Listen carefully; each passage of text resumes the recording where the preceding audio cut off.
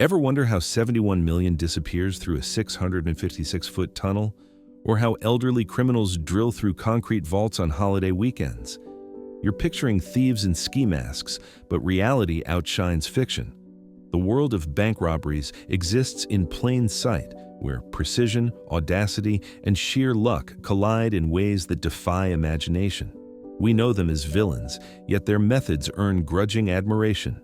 Tunnels longer than football fields, helicopters landing on rooftops, masked gangs emptying vaults in under 2 minutes. In this video, we'll decode the most ingenious financial crimes in history, examining the psychology, planning, and sometimes comical failures that define the art of the impossible heist. Money might not buy happiness, but stealing it makes for one hell of a story. 1. The Great Northfield, Minnesota raid stands as perhaps the most spectacular bank robbery failure in American history. In 1876, the notorious James Younger gang rode into Northfield, Minnesota, expecting an easy score at the First National Bank. Instead, they encountered armed townspeople who weren't keen on surrendering their savings. When a cashier refused to open the safe, declaring he'd rather die than comply, the gang shot him dead, a fatal miscalculation. The gunfire alerted the town, transforming Main Street into a shooting gallery with the robbers as targets. By the time the dust settled, several gang members lay dead, and the James gang's fearsome reputation was shattered. The Northfield raid didn't just fail, it effectively ended the most famous outlaw gang of the era, proving that sometimes the best defense against criminality is simply ordinary citizens who refuse to be victimized. 2.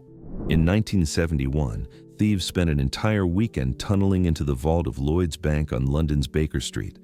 The gang rented a leather goods shop 2 doors down and worked through the weekend, eventually making off with millions in cash and valuables from safe deposit boxes. What's remarkable isn't just the audacity, but the fact that authorities actually received a warning. A ham radio operator picked up the robbers' walkie-talkie conversations and reported them, but police dismissed it as nothing serious. The Baker Street robbery remained largely unsolved, with rumors persisting that compromising photos of royalty were among the stolen items, leading to conspiracy theories about government cover-ups. The heist inspired the 2008 film The Bank Job and continues to fascinate crime historians as one of the most meticulously planned robberies that succeeded, despite being accidentally broadcast to anyone with a radio. 3. The Banco Central burglary in Fortaleza should be taught in engineering schools. In 2005, a gang posing as a landscaping business rented a property near Brazil's central bank and spent 3 months digging a 256-foot tunnel. This wasn't amateur hour. The passage had lighting, air circulation, and wooden supports. After burrowing directly under the bank's concrete floor, they cut through 3 feet of reinforced steel to access the vault on a weekend when no one was around. They escaped with nearly $70 million in used, untraceable bills. The sheer engineering precision was staggering. When bank employees arrived Monday morning, they found only a circular hole in the floor and empty money containers. While some culprits were eventually caught after flashing newfound wealth, much of the money was never recovered, and the mastermind behind the operation reportedly fled to Argentina. The heist forced Brazilian banks to completely rethink their security protocols. 4. The Northern Bank robbery redefined audacity in the criminal world. On December 20, 2004, armed men didn't bother with guns at the bank. They showed up at the homes of 2 bank managers, taking their families hostage and forcing the managers to help them access the cash handling center after hours. The robbers emptied the vaults of $26.5 million, most of it in brand new, uncirculated Northern Bank notes. The brilliance was in forcing the bank's own staff to defeat security measures from the inside. The aftermath was even more extraordinary. Police suspected the Provisional IRA's involvement, triggering an international incident that nearly derailed Northern Ireland's peace process. The British government and Irish authorities launched massive investigations, but most of the money never surfaced. The robbery demonstrated how criminal enterprises could exploit the human element of banking security, prompting financial institutions worldwide to implement new protocols for staff safety and emergency response. 5. The Gardner Museum heist remains the greatest unsolved art theft in history. In the early hours of March 18, 1990, two men dressed as Boston police officers talked their way into the Isabella Stewart Gardner Museum, claiming they were responding to a disturbance. Once inside, they bound the security guards with duct tape and spent 81 minutes selecting their prizes. They didn't grab the most valuable pieces but seemed to know exactly what they wanted, cutting Rembrandt's Storm on the Sea of Galilee from its frame, along with works by Vermeer, Manet, and Degas. The total haul, 13 pieces worth over $500 million. 3 decades later, the crime remains unsolved, with the FBI still actively investigating. Empty frames hang in the museum where the stolen masterpieces once lived, a haunting reminder of the cultural loss. The museum still offers a $10 million reward for information leading to the art's recovery, no questions asked. 6. The Great Train Robbery of 1963 wasn't just a heist, it was the crime that changed Britain. On August 8th, a gang of 15 men stopped a Royal Mail train by tampering with signals along a lonely stretch of track in Buckinghamshire. They overwhelmed the train crew and made off with $2.6 million, equivalent to about $50 million to today. The methodical planning was impressive. They'd even recruited an inside man to provide details about the train's schedule and cargo. But it was the aftermath that proved revolutionary for British policing. The investigation marked the first major use of fingerprint evidence in a British criminal case, essentially birthing modern forensic investigation techniques. Most of the robbers were eventually caught, but the gang's ringleader, Bruce Reynolds, became something of a folk hero. The case forced a complete overhaul of security for cash transport and transformed how high-value goods were moved throughout Britain. 7. The Antwerp diamond heist of 2003 redefined what was possible in high-security theft. Leonardo Notarbartolo, posing as an Italian diamond merchant, rented office space in the Antwerp Diamond Center for years, meticulously studying its security systems. He and his team eventually defeated what was considered one of the most impenetrable vaults in the world, bypassing motion detectors, heat sensors, light detectors, and a lock with millions of possible combinations. They emptied 123 of the 160 safety deposit boxes in the vault, stealing an estimated $432 million in diamonds and other valuables. The team might have gotten away with it entirely had they not carelessly dumped evidence in a nearby forest. A partially eaten sandwich led police to Notarbartolo, who served just 10 years in prison. The diamonds were never recovered, and rumors persist that the heist was actually commissioned by a diamond dealer looking to commit insurance fraud. The case forced a complete security overhaul throughout Antwerp's diamond district. 8. The Dunbar armored car robbery reads like an inside job masterclass. In 1997, Alan Pace III, a safety inspector at Dunbar's Los Angeles facility, used his legitimate access to meticulously map out security cameras and procedures. On September 12th, he and 5 childhood friends entered through a side entrance during a scheduled cash delivery. Wearing ski masks and armed with guns, they subdued the guards during a late-night shift, taking their time to load $18.9 million in cash into a waiting U-Haul. The crew might have gotten away with it if one hadn't stupidly given a real estate broker cash, still wrapped in Dunbar currency straps, as a down payment on a home. This led investigators to Pace, who was convicted along with his co-conspirators. Amazingly, only about $5 million of the stolen money was ever recovered, suggesting the crew had hidden most of their haul extremely well before being caught. 9. The Banco Rio heist in Argentina elevated bank robbery to performance art. In January 2006, a gang of thieves entered a Banco Rio branch in Buenos Aires and took 23 hostages. While police negotiators assumed this was a standard hostage situation, the gang was executing something far more elaborate. For 6 hours, they pretended to negotiate while actually emptying safety deposit boxes below. They escaped through a tunnel they'd spent months digging, which led to a nearby building and connected to the city's sewer system. When police finally stormed the bank, they found only a note reading, "In a neighborhood of rich people, without weapons or grudges, it's just money, not love." The gang stole approximately $20 million in valuables. What's truly remarkable is that the mastermind, Fernando Araujo, was actually a professional artist who claimed the heist was partially an artistic statement about economic inequality in Argentina. Most of the gang was eventually caught, but Araujo's unique defense actually earned him a reduced sentence. 10. The Hatton Garden safe deposit robbery proved you're never too old for a heist. Over Easter weekend 2015, a gang with an average age of 67 drilled through a concrete wall to access the vault of the Hatton Garden Safe Deposit Company in London's Diamond District.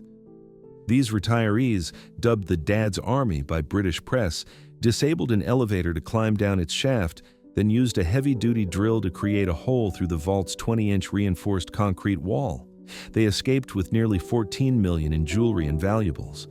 The elderly crew might have gotten away with it if one hadn't bragged about their exploits at a local pub. When police arrested them, they discovered most were career criminals with extensive rap sheets dating back decades.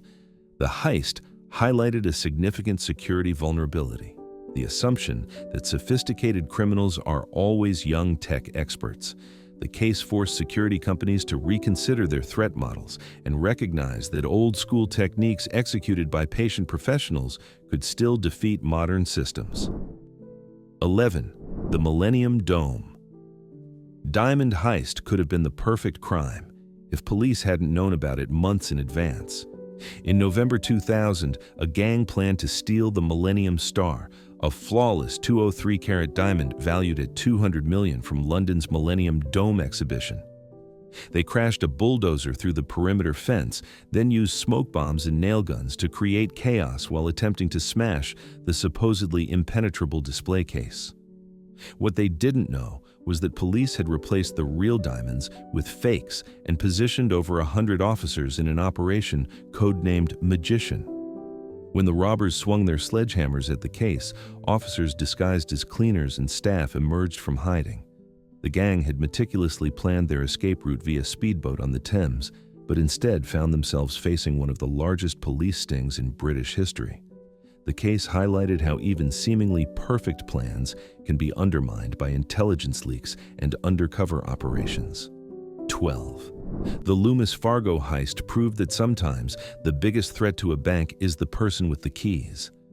In 1997, David Scott Gaunt, a vault supervisor at Loomis Fargo in Charlotte, North Carolina, loaded $17.3 million in cash into a company van and simply drove away. Gaunt had been convinced to commit the crime by Kelly Campbell, his former co-worker and romantic interest, and her friend Steve Chambers. After delivering the money, Gaunt fled to Mexico, while Chambers and Campbell began spending lavishly, buying mansion homes and luxury cars in cash. Their sudden wealth raised eyebrows in their working-class neighborhood, with one neighbor famously calling the FBI to report them for living like they were in the movie Goodfellas. When investigators caught up with Gaunt in Mexico, he quickly turned on his accomplices. The case, which inspired the comedy film Masterminds, demonstrated how insider access remains the greatest vulnerability in any security system. 13. The Swedish helicopter heist combined Hollywood spectacle with military precision.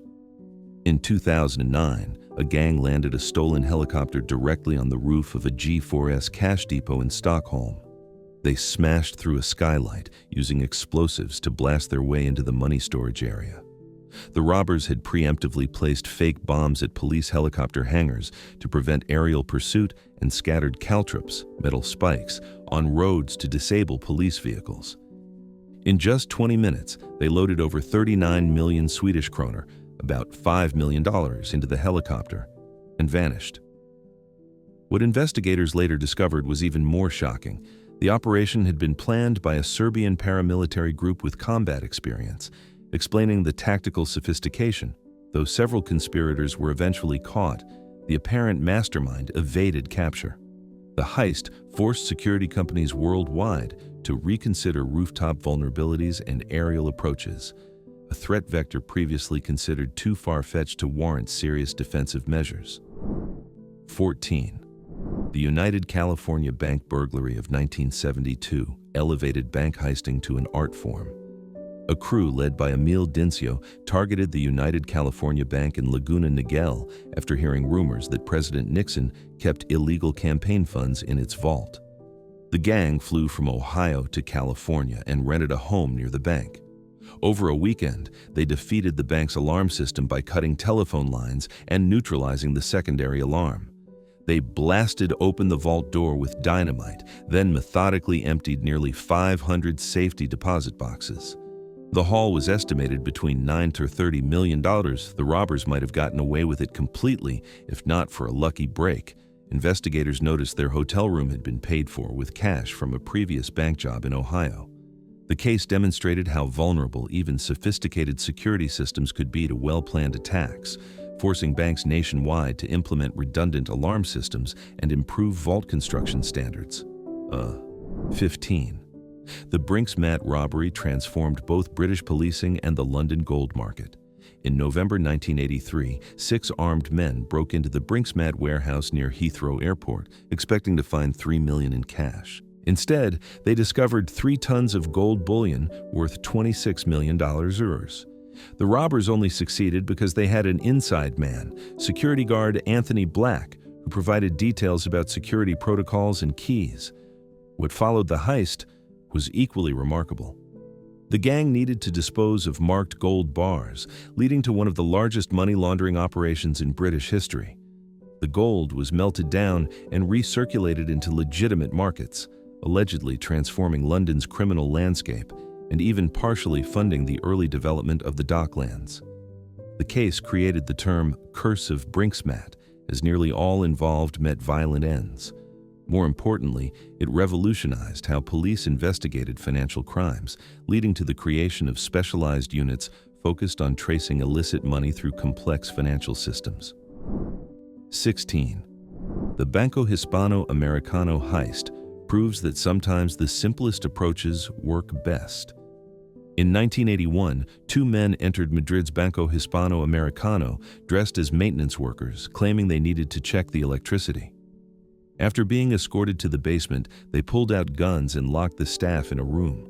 Working over 3 days, the robbers drilled through the floor of the vault from below, emptying safety deposit boxes containing an estimated $20 million in cash and valuables. The genius was in their cover. They posted a sign saying, "Closed for electrical repairs" on the door to the vault room, ensuring no one disturbed them throughout the weekend.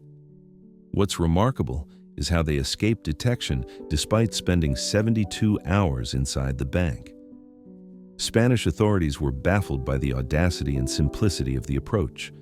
While several suspects were eventually identified, most of the stolen items were never recovered, and the case forced Spanish banks to implement mandatory daily physical inspections of all vault areas. 17.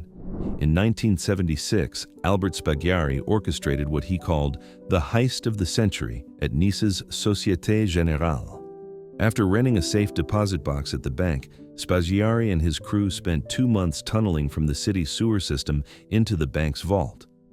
Over a weekend, they broke through and looted nearly 400 safe deposit boxes, stealing an estimated 60 million francs in cash, jewelry, and gold. When bank employees returned Monday morning, they found the vault ransacked and a message written on the wall: "Without weapons, without violence, without hate." Spaghiari's most dramatic moment came during his preliminary hearing when he leapt out a courthouse window, escaped on a waiting motorcycle, and was never recaptured. The case exposed a critical vulnerability in bank security, the assumption that underground approaches were too difficult to be practical. Following the heist, banks worldwide began installing seismic sensors to detect tunneling activity, fundamentally changing how financial institutions protect their assets from below. 18. The Vastberga helicopter robbery proved that sometimes audacity trumps sophistication. In September 2009, masked men landed a helicopter on the roof of a cash depot in Stockholm, smashed through a roof window, and used explosives to access the vault. To prevent police response, they placed fake bombs at the police helicopter hangar and scattered metal caltrops across roads leading to the facility. In just 20 minutes, they loaded millions in cash into the helicopter and disappeared. What's remarkable wasn't just the heist's cinematic quality, but how it exposed critical vulnerabilities in Sweden's emergency response systems. Police couldn't pursue because their helicopter pilots were delayed by the bomb threats and ground units were blocked by the road spikes. The case forced a complete reassessment of how cash depots were designed, with rooftop access suddenly recognized as a critical vulnerability. It also pushed police organizations to develop contingency plans for precisely this scenario, which they had previously dismissed as too far-fetched to warrant serious planning. 19. The Maspeth Federal Savings Bank heist proves that sometimes old-school methods work best. In 2016, burglars in Brooklyn accessed the bank's vault through the roof using a simple plumber's torch to cut through it. They disabled the alarm system and spent the weekend drilling through the roof of the vault. By the time employees arrived Monday morning, the thieves had emptied dozens of safe deposit boxes and escaped with over $5 million in cash and valuables. What made the case remarkable was its timing, occurring when many banks were investing millions in cybersecurity while neglecting physical vulnerabilities. The thieves didn't need sophisticated hacking tools or inside knowledge. They simply needed time and basic equipment. The FBI investigation revealed the culprits were likely part of a crew responsible for similar rooftop heists across New York. The case served as a humbling reminder that even in our digital age, traditional break-ins remain a significant threat, forcing banks to reconsider their allocation of security resources between cyber and physical protections. 20. The City Bonds robbery of 1990 wasn't just a theft. It was a masterclass in exploiting financial trust systems. On May 2nd, a motorcycle messenger named John Goddard was carrying $292 million in bearer bonds, negotiable just like cash, through London's financial district when he was mugged at knife point. The thief escaped with what remains one of the largest cash-equivalent heists in history. Bearer bonds were designed to be transferable without registration, making them essentially anonymous cash in large denominations. The brilliance of the heist was its simplicity. No need for vault-cracking equipment or elaborate tunnels, just a knife and knowledge of the financial system's weak points. While some suspects were eventually identified, most of the bonds were never recovered. Odyssey. Robbery fundamentally changed how financial instruments were transported in London and accelerated the global move away from bearer securities toward registered electronic systems.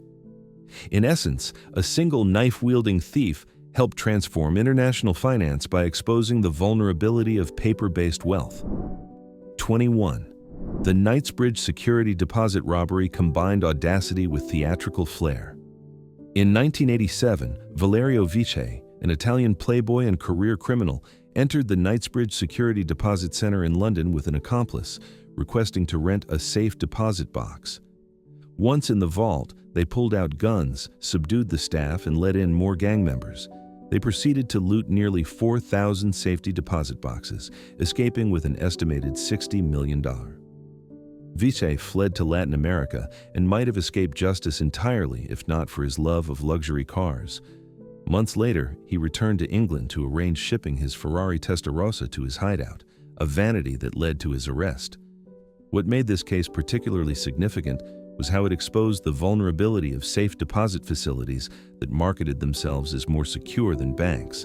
The heist forced a complete reassessment of security protocols for private deposit facilities worldwide and led to the implementation of biometric verification systems that are now standard throughout the industry. 22. The Manhattan Savings Institution heist of 1878 proves that bank robbing is hardly a modern innovation. Led by master thief George Leonidas Leslie, the gang spent 3 years planning their approach, with Leslie repeatedly visiting the bank disguised as a prospective customer. He created duplicate keys and practiced on a full-scale vault mock-up built in his Brooklyn warehouse. On October 27, 1878, Leslie's crew entered the bank, subdued the night watchman, and emptied the vault of nearly $3 million, around $73 million in today's money. What's remarkable about this Victorian-era crime was its meticulous planning. Leslie, an architect before turning to crime, understood building security fundamentally. The heist forced banks nationwide to implement new security measures, including time locks and reinforced vaults. Leslie's fate proved equally dramatic. He was found murdered shortly after the robbery, likely killed by his own gang over disputes about the division of spoils. His innovations in criminal methodology influenced bank robberies for generations to come. 23. The Graff Diamonds robbery combined brazen audacity with theatrical preparation. In 2009, two men walked into Graff's New Bond Street store in London, pulled out handguns, and escaped with 40 million in diamonds and jewelry.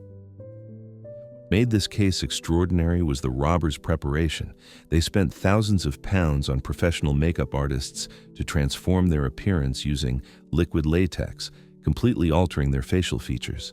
They even changed their skin color and applied prosthetics that would later make witness identification nearly impossible. The thieves escaped in a series of carefully planned vehicle switches, demonstrating military-grade planning. While police eventually identified the culprits through DNA left on a dropped cell phone, most of the stolen diamonds were never recovered, likely having been quickly recut and sold through black market channels. The case revolutionized jewelry store security protocols, leading to the implementation of advanced biometric access systems and chemical DNA marking of high-value gemstones to make them traceable even if recut. 24. The Securitas Depot robbery reads like a Hollywood script. In February 2006, robbers disguised as police officers arrested the manager of a Securitas cash depot in Kent, England. Simultaneously, another team went to the manager's home, telling his family he'd been in an accident and they needed to come with them. With his family held hostage, the manager had no choice but to cooperate, providing access to the facility where the gang subdued 14 staff members. They escaped with 53 million in cash, so much money they couldn't fit it all in their truck.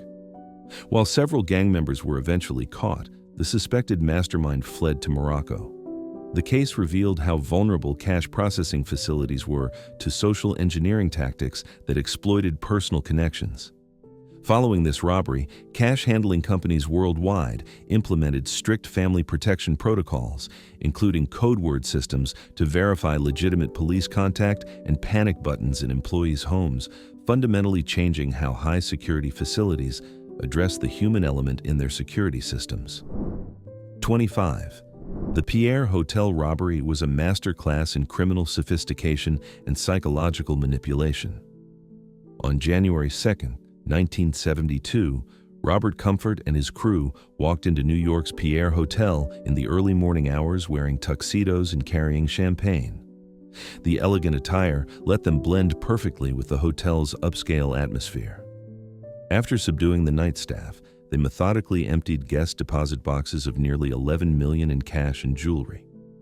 Comfort's genius lay not in violence, but in control. He kept hostages calm by engaging them in conversation and treating them respectfully, even serving them coffee. This approach ensured no one attempted resistance or triggered alarms. Though several gang members were eventually identified, most of the valuables were never recovered. The case transformed hotel security nationwide, leading to the implementation of electronic key systems, security cameras, and segregated access protocols that remain standard today. It also highlighted how criminals could exploit social expectations, in this case, deference to well-dressed, articulate men, to bypass traditional security measures. 26. The PaySafe robbery of 2013 revolutionized our understanding of digital theft. Rather than stealing physical cash, hackers compromised the database of PaySafe, a major payment processor, and simultaneously raised the withdrawal limits on prepaid debit cards they controlled. In a perfectly choreographed 10-hour window, they dispatched teams to ATMs across 26 countries, withdrawing 45 million before anyone noticed. The operation involved no guns, no tunnels, and no direct confrontation, just exploiting a small vulnerability in the authorization system for debit cards. The truly revolutionary aspect was the global coordination, hundreds of money mules making withdrawals at precisely calculated times to avoid triggering fraud alerts. While several lower-level operatives were caught, the masterminds escaped. The case forced financial institutions worldwide to implement dynamic withdrawal limits and real-time anomaly detection systems. It marked a paradigm shift in how we conceptualize bank robbery, demonstrating that in our digital era, the most dangerous bank robbers might never set foot in a bank at all. 27. The Schiphol Airport heist proved that sometimes the most valuable targets aren't in banks at all. In February 2005, a group of thieves dressed as KLM airline employees drove 2 stolen KLM vehicles directly onto the tarmac at Amsterdam's Schiphol Airport. They intercepted an armored truck transferring diamonds to a waiting aircraft, forced the drivers out at gunpoint, and escaped with approximately $75 million in uncut diamonds. The entire operation took less than 5 minutes, with the thieves exploiting their knowledge of airport security protocols and shift changes. Though several suspects were eventually arrested, most of the diamonds were never recovered. What made this case particularly significant was how it exposed vulnerabilities in aviation security systems that had been primarily redesigned after 9/11 to prevent terrorism, not theft. The heist led to a complete overhaul of valuable cargo handling procedures at airports worldwide and the implementation of GPS tracking for high-value shipments, even for the brief period they spend on airport tarmacs. 28. The Hatton Garden.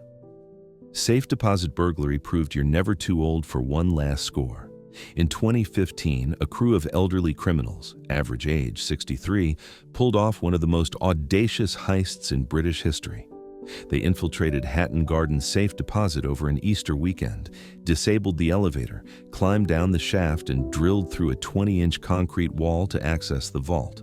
Over 2 days, they methodically emptied 73 safety deposit boxes of nearly $14 million in jewelry and cash. The Diamond Weezers, as the press dubbed them, were career criminals with expertise dating back decades. They might have gotten away with it if not for their age-related oversights. One forgot to cover his face for nearby CCTV, while another used his senior citizen transit pass to travel to the crime scene. The case fundamentally changed how security firms assess risk, proving that physical vault breaches remain a threat even in our digital age. It also showed that criminal expertise accumulated over decades can sometimes outmatch modern security systems. 29. The Dar es Salaam bank robbery of 2007 stands as one of history's most brazen inside jobs.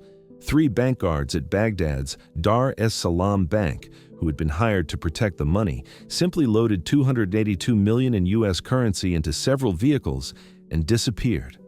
The theft wasn't discovered until the next day, when staff realized the vault was completely empty. What makes this case extraordinary isn't just the amount stolen, but the timing, occurring during the height of the Iraq War when banking systems were in chaos. The guards exploited the post-invasion breakdown in financial oversight and record-keeping, knowing documentation was incomplete and security protocols were inconsistent. While Iraqi authorities eventually recovered some of the money and arrested several accomplices, most of the cash vanished into the war-torn landscape. The case forced international organizations to completely rethink how financial institutions operate in conflict zones, leading to new standards for banking security in unstable regions and stricter vetting protocols for security personnel with vault access. 30. The Chilembwe bank robbery demonstrates how sometimes political motivation trumps financial gain. In 1915, during British colonial rule of Nyasaland, now Malawi, John Chilembwe led a rebellion against colonial authorities. As part of his uprising, his followers targeted the local British-owned bank, not primarily for money, but for the symbolic value of striking at colonial economic power. The rebels seized approximately $276, a substantial sum at the time, but more importantly, destroyed loan records that had been used to enforce colonial economic control over local farmers. While the rebellion was quickly suppressed and Chilembwe killed, the bank robbery component represented something new: theft as political statement rather than personal enrichment.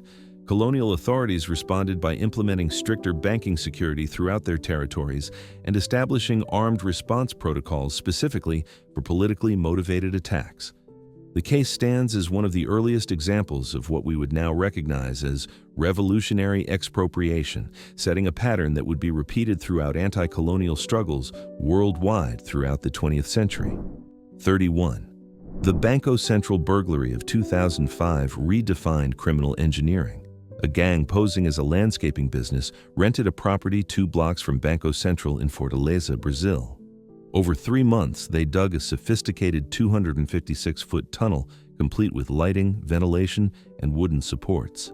The passage led directly under the bank vault, where they cut through 3 feet of reinforced concrete to access nearly 70 million in used unmarked bills. The operation was discovered only when bank employees arrived Monday morning to find a hole in the floor and empty money containers. What made this heist revolutionary was its combination of patience and technical expertise. The thieves spent months studying soil composition and structural engineering to ensure their tunnel wouldn't collapse. While several gang members were eventually caught after flashing newfound wealth, the mastermind reportedly escaped to Argentina, and most of the money was never recovered. The case forced banks worldwide to implement seismic sensors around vaults to detect underground activity, a security measure previously considered unnecessary. 32. The United California Bank heist of 1972 demonstrated how professional criminals could outthink bank security experts. A crew, led by master thief Emil Dinzio, flew from Ohio to Southern California after hearing rumors that President Nixon kept illicit campaign contributions in a local bank vault. They rented a house near the United California Bank in Laguna Niguel and spent weeks studying its security systems. Over a weekend, they defeated what was considered state-of-the-art security, neutralizing alarms and using dynamite precisely placed to blow the vault door without damaging its contents. They looted nearly 500 safety deposit boxes, escaping with millions in cash and valuables. The FBI might never have solved the case if not for a cigarette butt left at the scene that matched those found at previous Dinzio crew robberies. The heist forced banks nationwide to implement new security measures, including motion and heat detection systems inside vaults and the elimination of single-point alarm systems that could be disabled by cutting a single wire. 33. The Agricultural Bank of China. Embezzlement proves that sometimes the biggest heists happen from inside. In 2007, 2 bank managers from a rural branch in Handan simply transferred 51 million yuan, approximately 7 million, from the bank's accounts to their own, then lost it all gambling in Macau's casinos. What makes this case remarkable isn't just the amount stolen, but the sheer simplicity. No tunnels, no explosives, just a few keystrokes by authorized personnel. The managers exploited their legitimate access and the bank's lax internal controls, transferring funds gradually over several months to avoid detection. They might have gotten away with it entirely, if not for their gambling addiction, which compelled them to wager everything in a desperate attempt to win enough to cover their tracks. The case forced Chinese banks to implement strict dual control authorization protocols for all large transfers and random account audits. It highlighted how traditional bank security focused primarily on external threats while overlooking the potentially greater risk posed by trusted insiders with system access. 34. The Century Armored Car Company heist remains one of history's most brazen inside jobs. In 1982, Christos Papadimitis, a guard at Century's New York facility, claimed armed robbers had tied him up and stolen 11 million from the vault.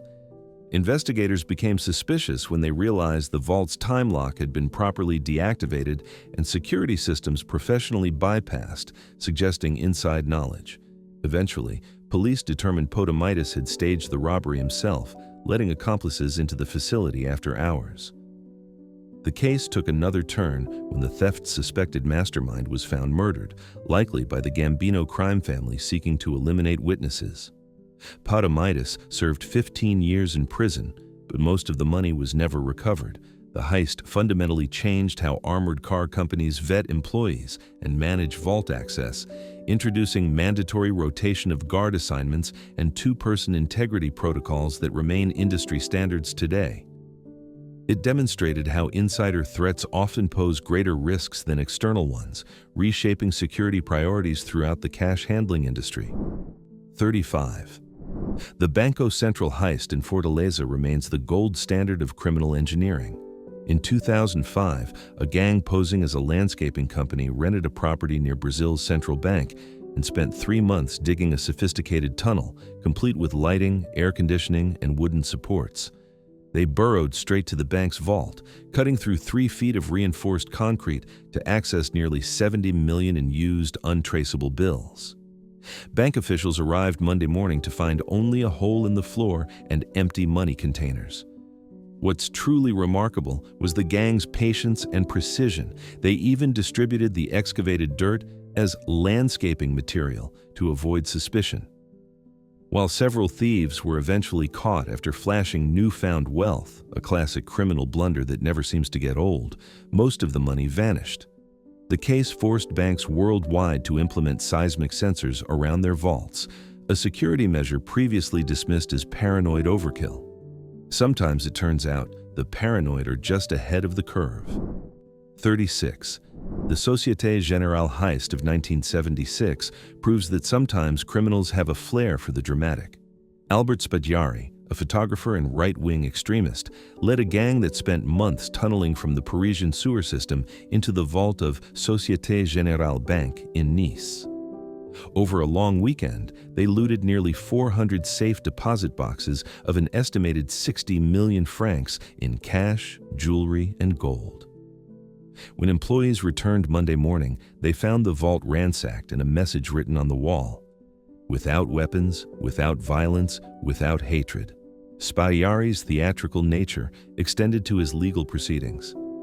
During his preliminary hearing, he asked to see evidence photographs, then leaped out a courthouse window and escaped on a waiting motorcycle. He was never recaptured. The case transformed banking security protocols throughout Europe, leading to the installation of motion and vibration sensors in vault walls. As for Spadjari, he reportedly lived comfortably in Argentina until his death in 1989, proving that sometimes crime does pay, at least for those with a sense of dramatic timing. 37. Everyone thinks they know the United California Bank heist, but the real story is even wilder.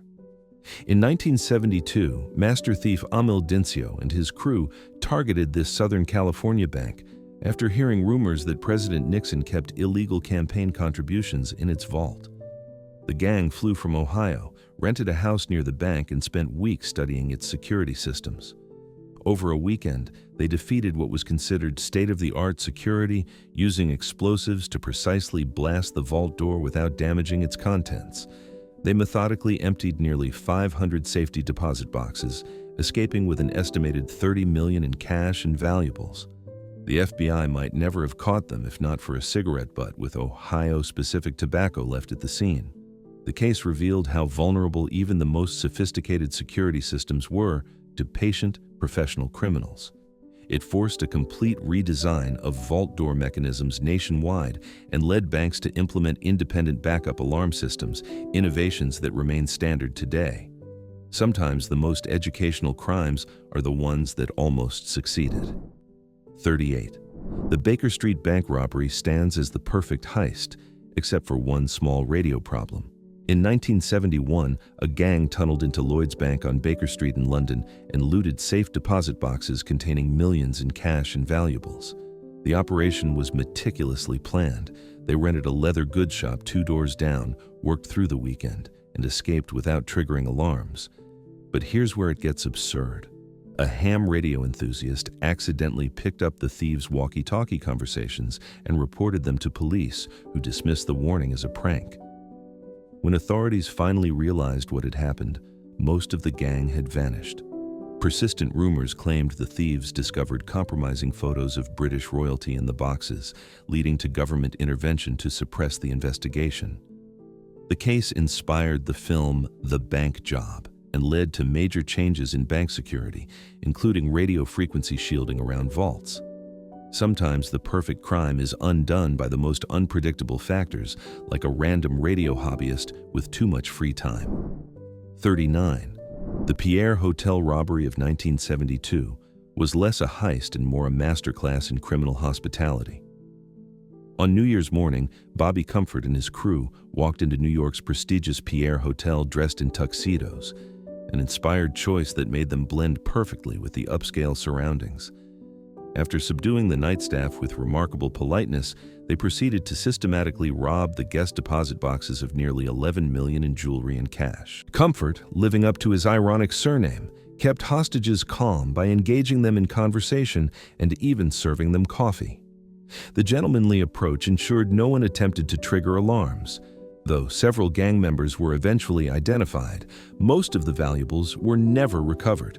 The case transformed hotel security nationwide, leading to the implementation of electronic key systems and segregated access protocols.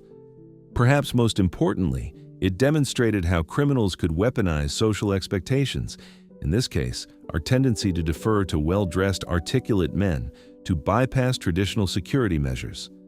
Sometimes the most effective disguise is just good manners and a nice suit. 40. The British Bank of the Middle East robbery proves that sometimes civil war creates criminal opportunity.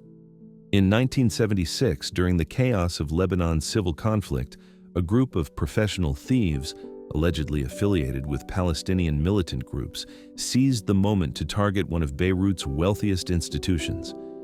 While fighting raged in the streets, they blasted through the bank's walls using rocket-propelled grenades and explosives borrowed from the battlefield. Once inside, they took their time, reportedly spending 2 days inside the vault, meticulously emptying safety deposit boxes of gold bars, currency, stock certificates, and jewelry worth an estimated $50 million. The genius of the operation was its timing. Amid the chaos of war, police were nowhere to be found, and the bank's security personnel had fled. No one was ever prosecuted, and the loot disappeared into the shadowy international market for stolen valuables. The heist forced financial institutions in conflict zones to completely rethink their security protocols, leading to the development of rapid vault evacuation procedures that remain standard in unstable regions today. 41. In 1978, Stanley Rifkin executed what might be the first truly modern bank heist. No guns, no tunnels, just code. As a computer consultant for Security Pacific National Bank in Los Angeles, Rifkin had access to the codes used for wire transfers. One afternoon, he memorized the daily transfer code, walked to a payphone, and called the wire transfer room posing as a bank officer. He authorized a transfer of $10.2 million to a Swiss bank account he had previously established. Rifkin then flew to Switzerland, converted the money to diamonds, and smuggled them back into the U.S., sewn into his clothes. The bank didn't even realize it had been robbed until an acquaintance tipped off authorities. The case exposed the vulnerability of financial systems that prioritized efficiency over security.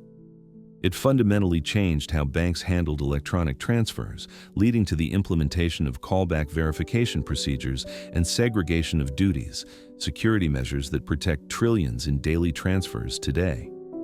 Sometimes the most dangerous bank robber isn't the one with the gun, but the one with the knowledge.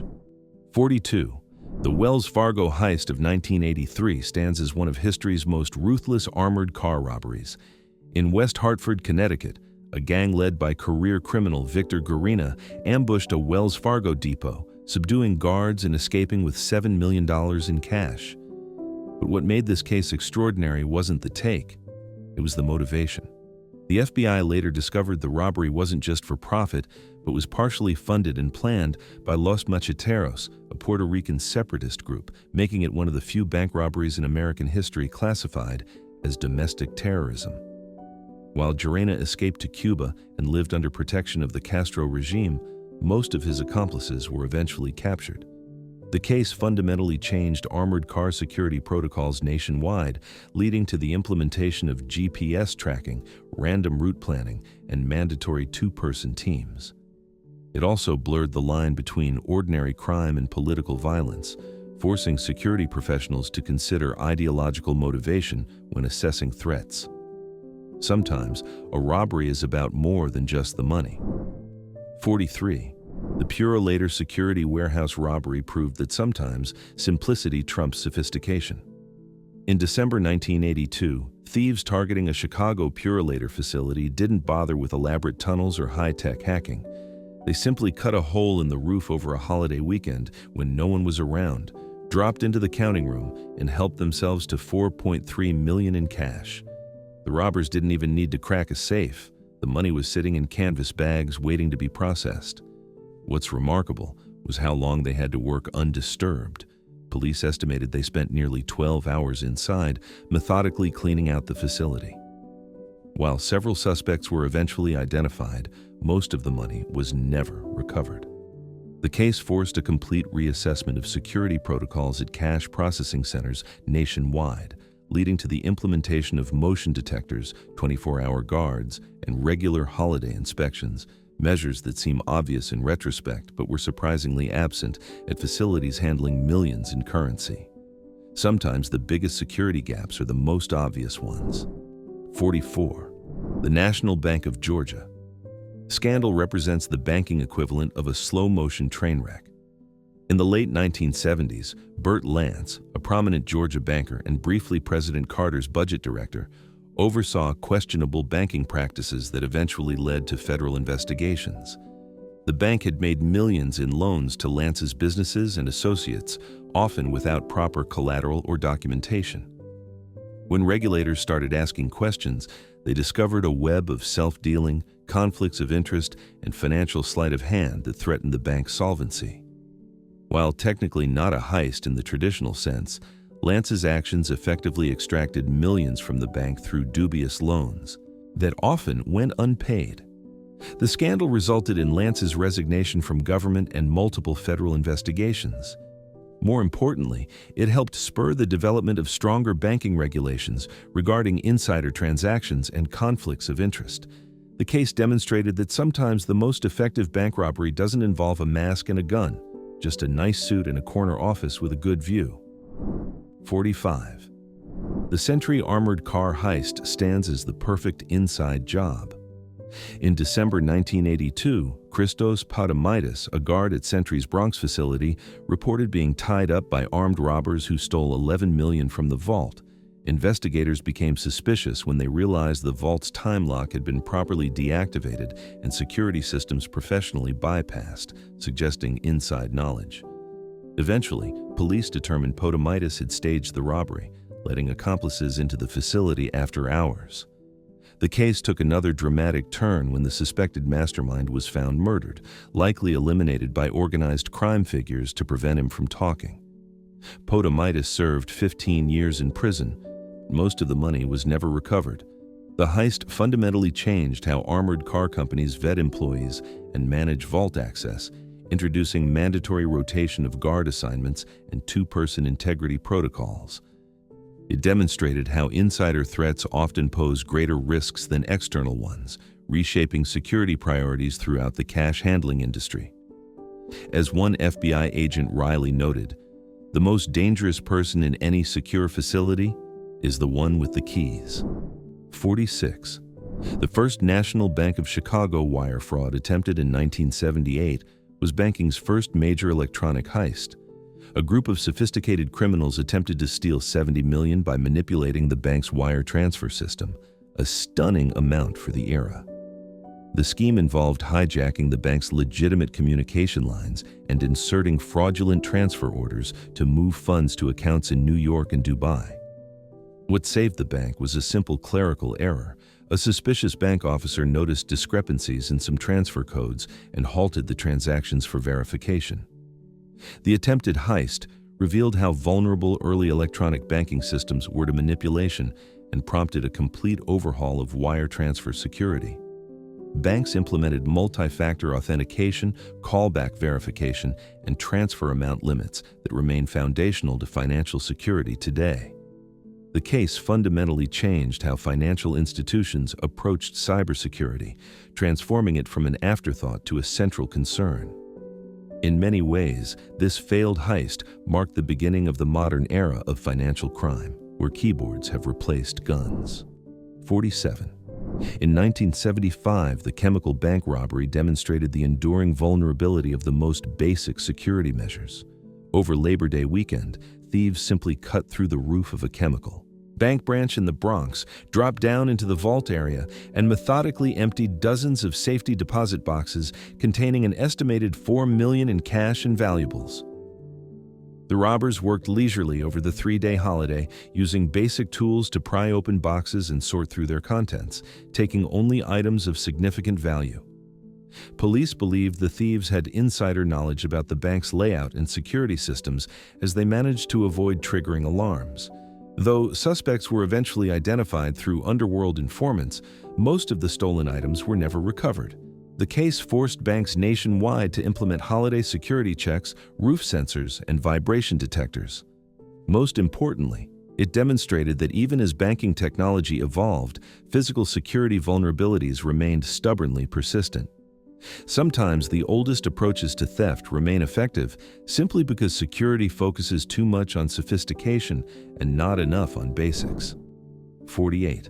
The Central Bank of Iraq looting stands as perhaps history's most chaotic bank robbery. In April 2003, as American forces secured Baghdad during the Iraq invasion, the central bank was left temporarily unguarded. In that brief security vacuum, ordinary citizens and organized criminals alike descended on the bank, carrying away nearly $1 billion in cash, much of it in U.S. $100 bills. Witnesses described people leaving with boxes, bags, and even wheelbarrows full of currency. The truly remarkable aspect wasn't just the amount stolen, but the complete breakdown of social order that made it possible. This wasn't a carefully planned heist, but a spontaneous mass event, thousands of people simultaneously deciding that unguarded money was fair game. While U.S. forces eventually secured the facility, most of the money had already disappeared into the population. The case forced military planners to fundamentally rethink how to secure financial institutions during regime change operations, leading to the development of specialized units focused specifically on protecting economic infrastructure during conflicts.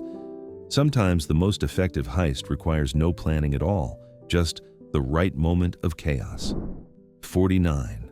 The Patty Hearst bank robbery represents the bizarre intersection of crime, politics, and Stockholm Syndrome.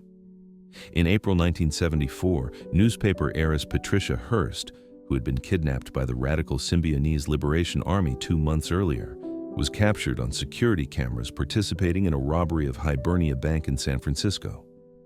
Wielding an assault rifle, Hearst helped the group steal $10,000. What made this case extraordinary wasn't the amount stolen, but the transformation of Hearst from victim to apparent accomplice. Her defense later claimed brainwashing and coercion, while prosecutors argued willing participation.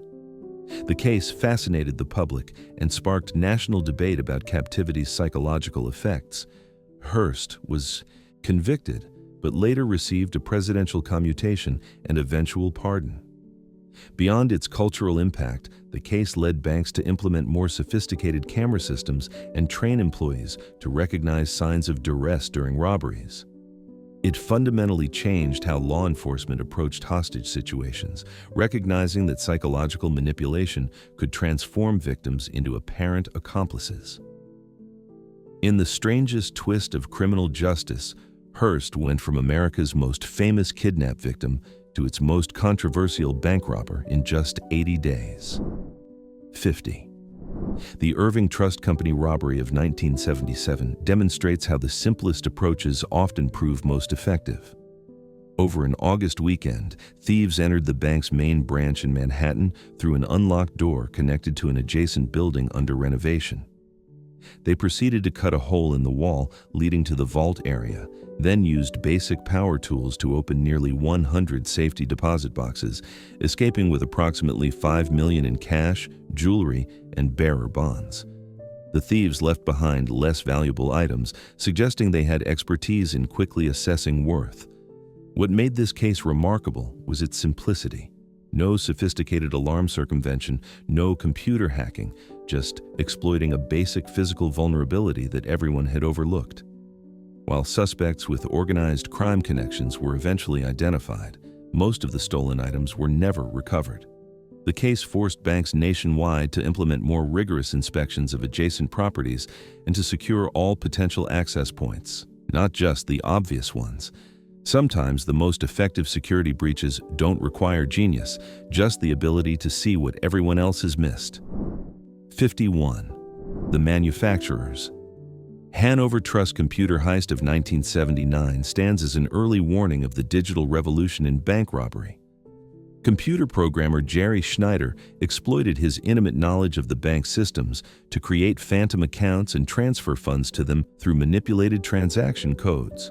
Over several months, he systematically drained approximately $2 million before a routine audit flagged discrepancies. What made this case groundbreaking was that Schneider never physically entered the bank during the theft. His crime existed purely in the digital realm. While eventually caught and convicted, Schneider demonstrated how vulnerable financial institutions had become to a new class of criminal, the insider with technical expertise. The case forced banks nationwide to implement segregation of duties, dual control procedures, and regular code audits, security measures that remain foundational to financial cybersecurity today. In a historical irony, Schneider later built a successful career as a computer security consultant, essentially getting paid to protect banks from people exactly like himself. Sometimes it takes a thief to catch a thief, or at least to explain how they think.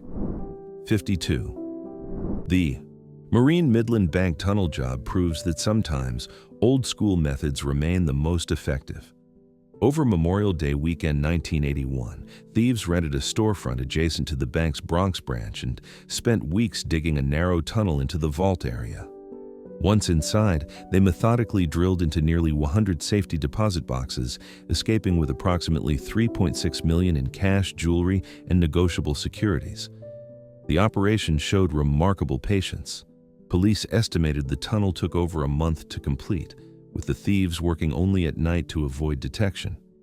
Investigators believed the crew had construction experience, given the tunnel's professional bracing and ventilation system. While suspects with ties to organized crime were eventually identified, most of the stolen items were never recovered. The case forced banks to implement seismic sensors and regular inspections of adjacent properties, security measures that had previously been considered unnecessary outside major financial centers. Sometimes the most significant security vulnerabilities aren't technological weaknesses, but physical ones that have been overlooked in the rush to digitize protection systems. 53. The European-American bank robbery of 1980 demonstrated how a single insider could compromise an entire security system. On December 12th, armed robbers entered the bank's Uniondale branch shortly after opening, immediately heading to specific safety deposit boxes containing $2.8 million in cash, boxes that belonged to suspected organized crime figures using the bank to store illicit profits.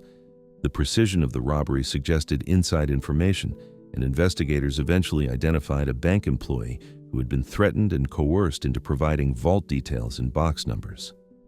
What made this case significant wasn't just the amount stolen, but how it exposed the vulnerability of even the most sophisticated security systems to human compromise. The robbery led banks nationwide to implement more rigorous background checks, regular rotation of sensitive positions, and psychological training to help employees recognize and report coercion attempts. Sometimes the weakest link in any security system isn't the technology, but the people operating it, particularly those under duress or threat. When criminals can't break the lock, they often find it easier to compromise the locksmith. 54. In 1976, the Banco do Brasil heist in London showcased international criminal sophistication at its finest. A team of professional thieves, later identified as members of an Italian crime syndicate, defeated what was considered state-of-the-art security at the London branch of Brazil's largest bank. They accessed the building through the roof over a weekend, disabled multiple alarm systems, and used thermal lances to cut through the vault door's steel reinforcement. They escaped with approximately $2.5 million in cash and bearer bonds, securities that could be redeemed by anyone possessing them, making them essentially untraceable once moved across borders. The operation showed remarkable technical knowledge, particularly in the precise cutting of the vault door to avoid triggering seismic sensors. While several suspects were eventually identified through informants, most of the stolen items were never recovered.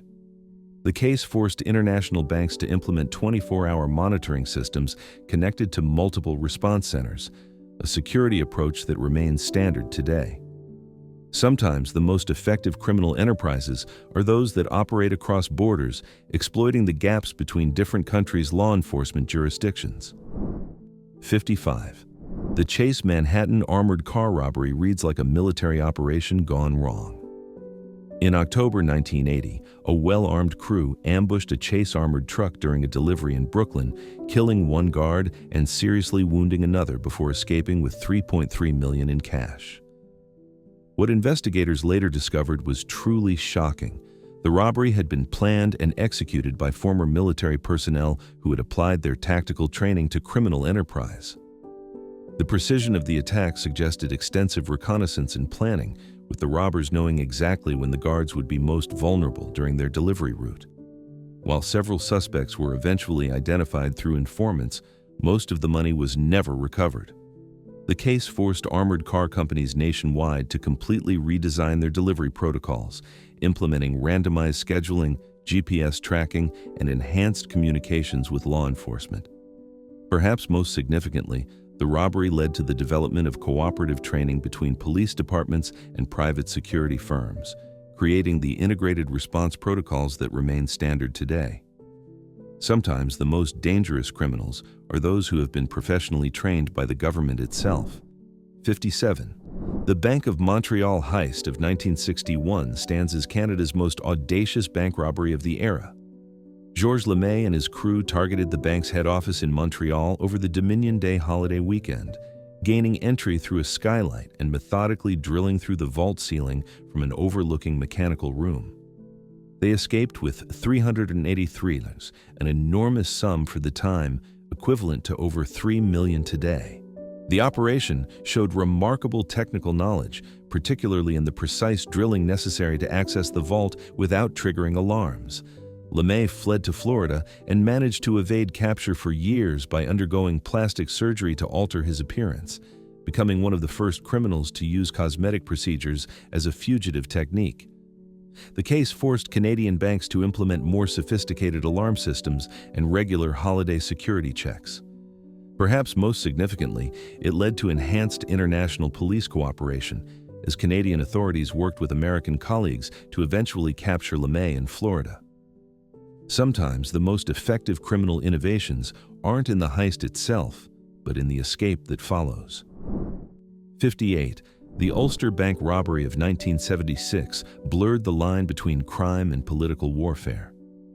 During the height of the Troubles in Northern Ireland, members of the Provisional IRA entered an Ulster Bank branch in Belfast dressed as deliverymen. After subduing staff with military precision, they emptied the vault of $275,000, funds allegedly used to purchase weapons for the Republican cause. What made this robbery significant wasn't just its amount, but its context within the broader conflict. The IRA specifically targeted Ulster Bank due to its perceived connections to the British establishment, making the robbery both a fundraising operation and a political statement. British authorities responded by implementing unprecedented security measures at Northern Irish banks, including armed guards and vehicle checkpoints, effectively militarizing financial institutions in the region. The case fundamentally changed how security professionals analyzed bank robberies, creating new methodologies to distinguish between profit-motivated crime and politically motivated fundraising operations. Sometimes a bank robbery isn't just about the money. It's about financing a cause that the perpetrators believe justifies any means. 59. The Banco Popular robbery of 1978 reads like a tropical heist fantasy gone wrong. Thieves targeting this San Juan, Puerto Rico bank didn't bother with subtle approaches. They simply crashed a stolen truck through the back wall during a raging hurricane when police response would be minimal. Taking advantage of the natural disaster, they accessed the vault area and emptied it of approximately $1.5 million in cash and valuables. The genius lay in the timing. The hurricane not only minimized police response but also covered the sound of the crash and subsequent drilling. The thieves escaped in boats, using the storm surge to navigate flooded streets where police vehicles couldn't follow.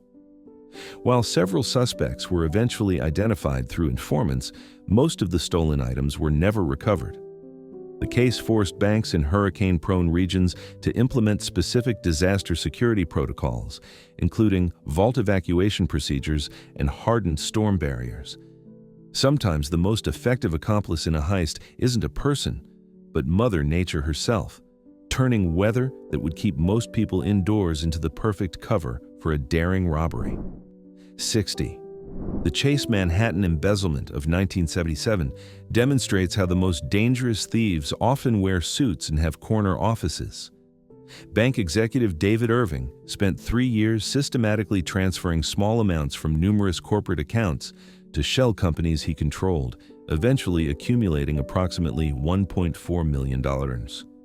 Irving's genius was in keeping individual transactions small enough to avoid triggering automatic audits while targeting dormant accounts unlikely to be closely monitored. The scheme unraveled only when a routine system upgrade required comprehensive account reconciliation, revealing the pattern of unauthorized transfers. What made this case particularly significant was Irving's position of trust. As a senior executive, he had helped design the very security systems he was circumventing. The embezzlement forced banks nationwide to implement mandatory rotation of oversight responsibilities and independent verification of executive actions, controls that remain fundamental to corporate governance today. Sometimes the greatest threat to a bank isn't the masked robber at the front door, but the trusted executive with access to its digital vault and the knowledge to cover his tracks. 61. The Bank of New York computer glitch of 1985 wasn't technically a robbery, but it almost became one. A software error in the bank's transaction system created a $32 billion overdraft, briefly making funds available that didn't actually exist. What transformed this technical malfunction into a security incident was how quickly criminal networks mobilized to exploit it. Before the bank could correct the error, sophisticated financial criminals had already attempted to initiate transfers of these phantom funds to overseas accounts. The bank's security team managed to block most unauthorized transfers, but the incident revealed how rapidly criminal enterprises could respond to system vulnerabilities. The case fundamentally changed how financial institutions approached software updates, leading to the implementation of segregated testing environments, phased deployment protocols, and enhanced transaction monitoring systems. Perhaps most importantly, it demonstrated that in the digital age, news of banking vulnerabilities travels faster than the banks themselves can respond, creating a perpetual cat-and-mouse game between financial institutions and those seeking to exploit their technical weaknesses. 62. Vladimir Levin's Citibank hack of 1994 marked the dawn of the truly digital bank heist. Operating from a laptop in St. Petersburg, Russia, Levin and his associates infiltrated Citibank's cash management system and transferred approximately $10 million to accounts around the world. What made this case revolutionary was that it represented the first major successful penetration of a banking network from the outside. No physical presence required, no insider assistance needed. Levin's technique involved intercepting client credentials during login procedures, then using those credentials to initiate legitimate-seeming transfers. While Citibank recovered most of the money and Levin was eventually arrested during a trip to London, the case fundamentally changed how financial institutions approached network security. It led to the implementation of encrypted communications, multi-factor authentication, and behavioral analytics systems that remain foundational to banking cybersecurity today. In many ways, this case marked the transition point where banks began spending more on digital security than physical security, acknowledging that in the modern era, the most dangerous bank robbers might never set foot in a bank. 63. The collapse of the Bank of Credit and Commerce International in 1991 represents banking fraud on a truly epic scale. BCCI operated across 78 countries, and its failure revealed a $20 billion black hole, money that had been systematically siphoned through fraudulent loans, hidden accounts, and elaborate shell company structures. What made this case extraordinary wasn't just its size, but its sophisticated exploitation of regulatory gaps between different countries. By structuring itself across multiple jurisdictions, BCCI effectively created a financial institution that no single regulator could fully oversee, The bank became a favorite of drug cartels, terrorist groups, and corrupt politicians precisely because of this regulatory arbitrage. When authorities finally moved to shut it down, they discovered a criminal enterprise masquerading as a legitimate bank, complete with dedicated departments for money laundering, bribery, and arms dealing. The collapse forced a complete rethinking of international banking regulation, leading to enhanced cooperation between financial authorities and the creation of global standards for banking supervision that remain in place today. Sometimes the most effective bank robbery isn't stealing from the bank, it's stealing the entire bank. 64. The Daiwa Bank scandal of 1995 demonstrates how a single rogue trader can create financial havoc on an epic scale. Over an 11-year period, bond trader Toshihide Eguchi lost $1.1 billion through unauthorized trading at Daiwa's New York branch, losses he meticulously concealed through manipulated accounting records and forged documents. What made this case remarkable wasn't just the amount, but the duration. Eguchi managed to hide his activities for over a decade through increasingly elaborate deceptions. When he finally confessed in a 30-page letter to bank management, executives compounded the problem by attempting to cover up the losses rather than reporting them to regulators. This additional layer of deception led U.S. authorities to revoke Daiwa's American banking license entirely, an unprecedented penalty that sent shockwaves through the financial industry. The case forced financial institutions worldwide to implement enhanced trading oversight, segregation of responsibilities, and mandatory reporting of suspicious activities. Perhaps most significantly, it demonstrated that in the complex world of international finance, the cover-up often causes more damage than the original crime. 65. The Allied Irish bank fraud of 2002 provides a masterclass in how a single trader can bring a bank to its knees. John Rusnak, a currency trader at All First, AIB's American subsidiary in Baltimore, concealed $691 million in trading losses through an elaborate system of fake options contracts and manipulated confirmation records. What made Rusnak's fraud remarkable was its sophistication. He created the appearance of hedged, risk-free trading while actually making increasingly desperate bets to recover mounting losses. The scheme unraveled only when risk managers finally insisted on direct confirmation of his supposed hedging positions with counterparty banks. The case forced financial institutions worldwide to implement enhanced trading verification systems, independent position confirmation, and segregated risk management functions. Perhaps most significantly, it demonstrated how even seemingly robust control systems could be circumvented by someone with intimate knowledge of their weaknesses. Rusnak received a relatively light 7.5-year sentence after cooperating with authorities, but the reputational damage to Allied Irish Bank was permanent, proving once again that in banking, trust is the most valuable asset and the most difficult to recover once lost. 66. The First National Bank of Maryland collapse of 1985 reads like a textbook on how not to run a financial institution.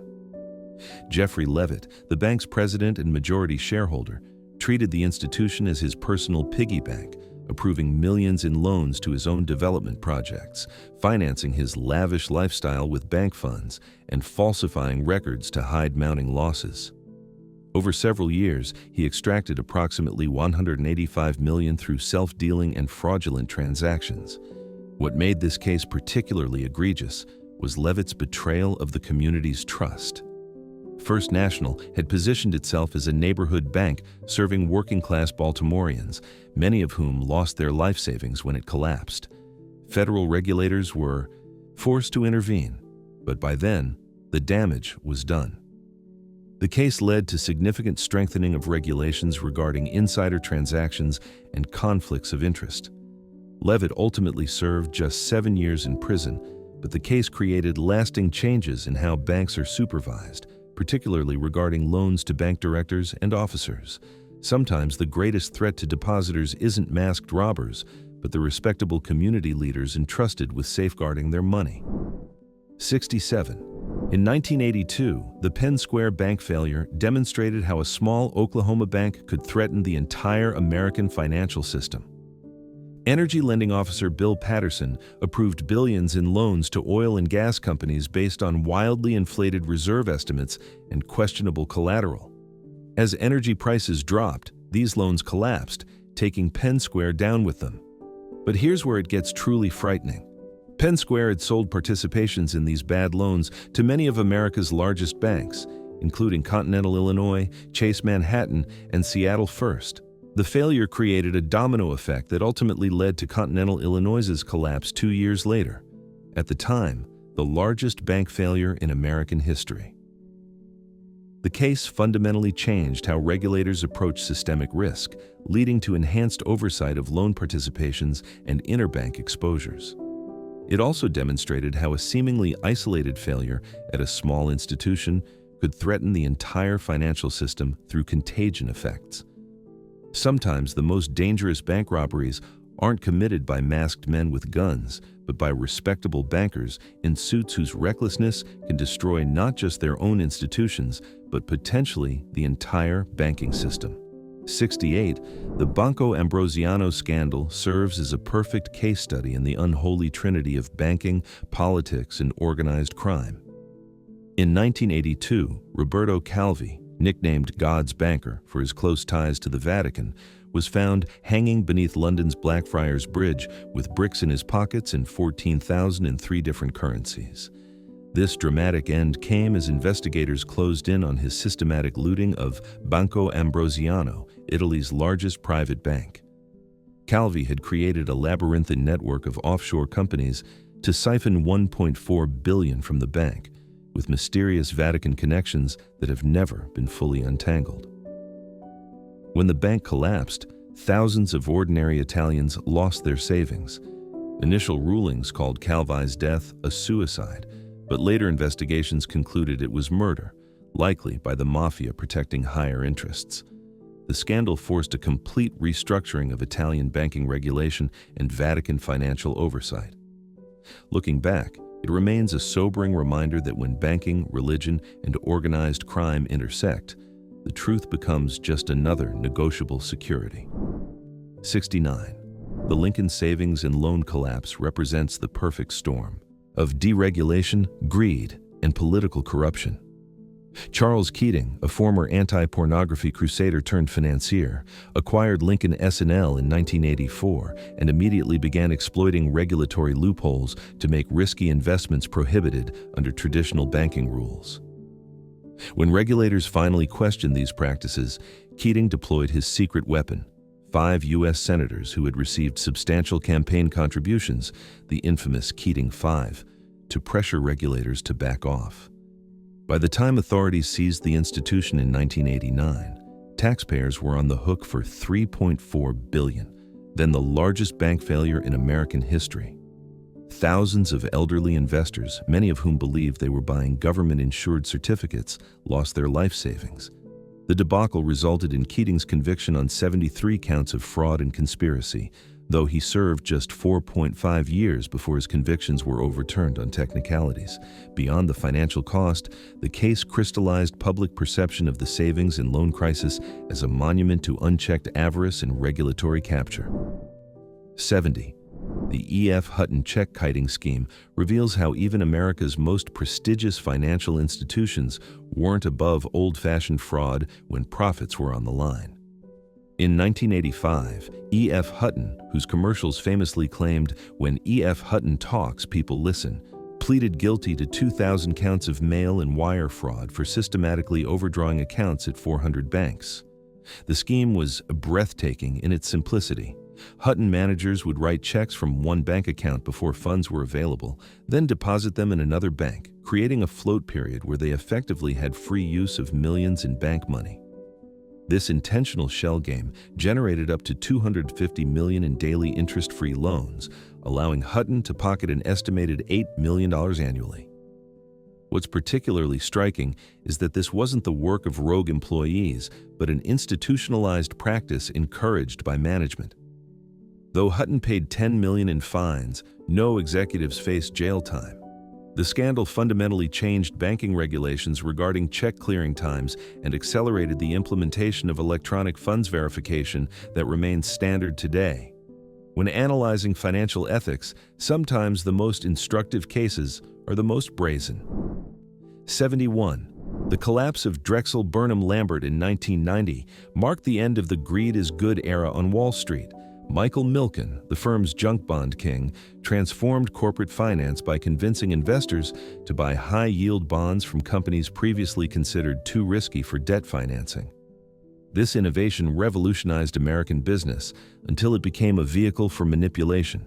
Milken and his associates effectively controlled both supply and demand in the junk bond market, allowing them to extract massive fees while orchestrating transactions that enriched themselves at clients' expense.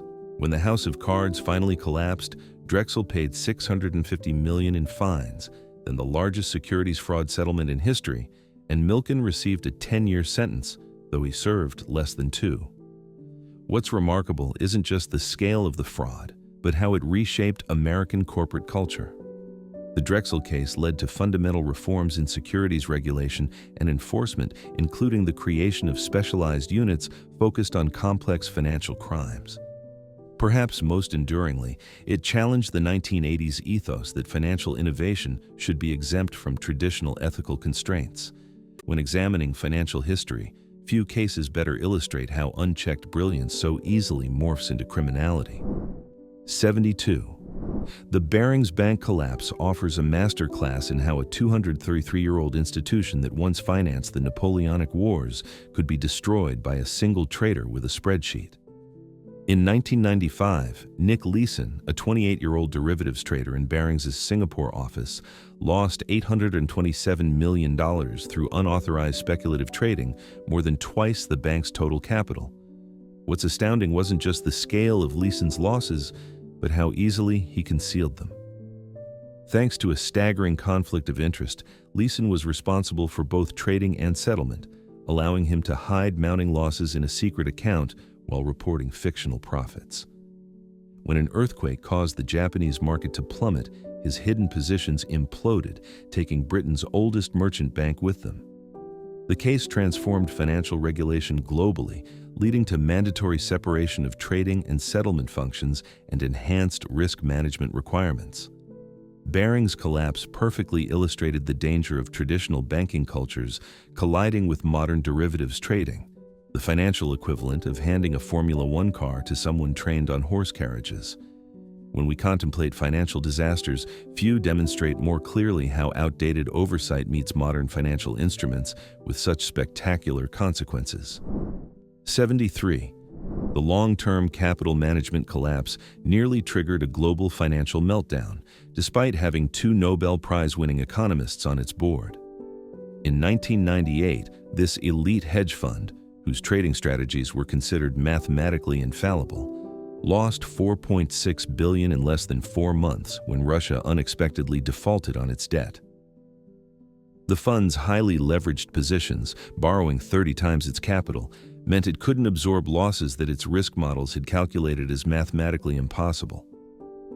When LTCM teetered on the edge of bankruptcy, the Federal Reserve orchestrated a $3.6 billion bailout by major banks, not out of charity, but terror. LTCM's collapse threatened to force the simultaneous liquidation of $125 trillion in positions, potentially triggering a chain reaction that could have devastated global markets. The case fundamentally changed how regulators viewed systemic risk, leading to enhanced oversight of hedge fund leverage and the development of stress testing frameworks still used today. It also offered a humbling reminder that even the most sophisticated financial models cannot account for the fundamentally unpredictable nature of human behavior in times of crisis. When brilliant minds convince themselves they've conquered uncertainty, disaster often follows. 74. Orange County's bankruptcy of 1994 demonstrates how a seemingly boring municipal investment pool became the financial equivalent of a casino night gone horribly wrong. Robert Citron, Orange County's treasurer for 24 years, transformed from conservative steward to gambling addict, pouring $20 billion, much of it borrowed, into risky derivatives that bet heavily against rising interest rates. When rates rose, the portfolio imploded, losing $164 billion and forcing the wealthy California county into the largest municipal bankruptcy in American history. What makes this case particularly stunning is that Citrin had no financial training whatsoever. His qualifications included a zoology degree and managing a family clothing store. When concerned officials questioned his strategy, he claimed he received investment advice from a trusted source, a mail-order astrologer. The fallout devastated public services and eroded trust in local government for years. The case led to fundamental reforms in municipal investment regulations nationwide and mandatory disclosure requirements for government investment portfolios. When analyzing financial disasters, few better illustrate the danger of placing public funds in the hands of elected officials with more confidence than competence. 75. The Meridian bank fraud reminds us that sometimes the most devastating financial crimes happen not in exotic offshore locations, but in America's heartland. In 1990, Carl Lindner Jr., a Cincinnati business magnate with connections to Michael Milken's junk bond empire, used Meridian Bank as a personal piggy bank, approving millions in loans to his own businesses while concealing his controlling interest in the bank from regulators. The scheme unraveled when investigators discovered that Lindner had effectively been lending himself money using depositors' funds as collateral. What's particularly notable is how Lindner exploited the fragmented nature of banking regulation, using a holding company structure to obscure his control and playing state regulators against federal ones. When the house of cards collapsed, depositors were protected by federal insurance, but shareholders lost everything. The case led to significant reforms in banking laws regarding related party transactions and disclosure of beneficial ownership. It stands as a perfect example of how financial regulation often evolves reactively, closing barn doors after particularly expensive horses have already escaped. Sometimes the most instructive banking failures are those that force us to re-examine our assumptions about who we trust with our money. 76. The Bank of New England collapse perfectly captures the boom-bust cycle of 1980s financial excess. In the mid-1980s, this regional powerhouse rode the Massachusetts real estate boom to become one of America's largest banks, tripling in size through aggressive lending and acquisitions. When the New England real estate market inevitably crashed, the bank's loan portfolio imploded, revealing shocking lapses in basic credit standards. Properties had been valued based on fantasy rather than fundamentals, and loans approved based on relationships rather than risk assessment. By 1991, BNE had failed, costing the FDIC $2.3 billion, then among the largest bank failures in American history. What's particularly instructive about this case is how quickly a seemingly solid institution can unravel when the economic tide turns. The collapse fundamentally changed how regulators assessed concentration risk in bank lending portfolios and led to enhanced requirements for loan loss reserves. It also served as an early warning of the systemic risks that would later manifest in the 2008 financial crisis. When examining banking history, few cases better illustrate the cyclical nature of financial hubris and its inevitable consequences. 77. The Republic Bank computer fraud of 1988 stands as an early warning of the cybercrime era in banking. A sophisticated hacking group penetrated Republic's wire transfer systems in New York, attempting to redirect 70 million to accounts around the world. The attack exploited a basic vulnerability.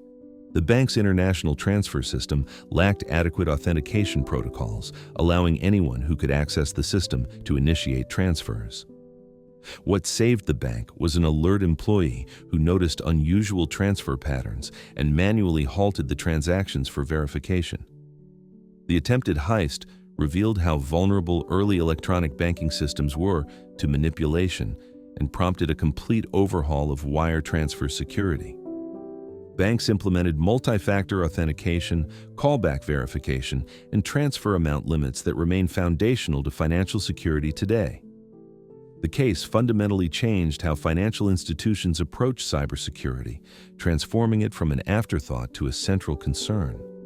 When we trace the evolution of banking security, this case marks the moment when institutions were forced to acknowledge that in the digital age, the most dangerous bank robbers might never set foot in a bank at all. 78. The Fidelity, National Bank embezzlement reads like a Southern Gothic novel with spreadsheets.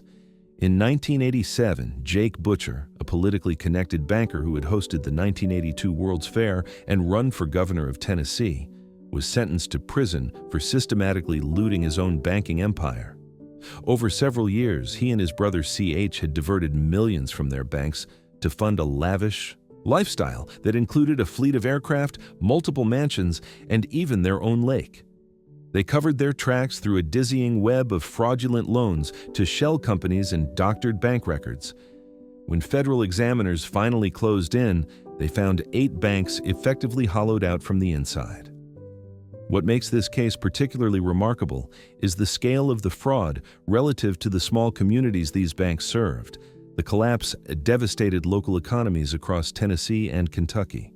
The case led to significant reforms in how regulators examine related party transactions and insider lending at community banks. Looking back, it serves as a sobering reminder that sometimes the greatest threat to a bank isn't anonymous hackers or masked robbers, but the trusted community leaders who run them. 79. The Continental Illinois collapse nearly triggered a financial apocalypse years before most Americans had heard the term "too big to fail." In 1984, this Chicago institution, then the nation's 7th largest bank, faced a modern-day bank run after making billions in questionable energy loans purchased from the infamous Penn Square Bank.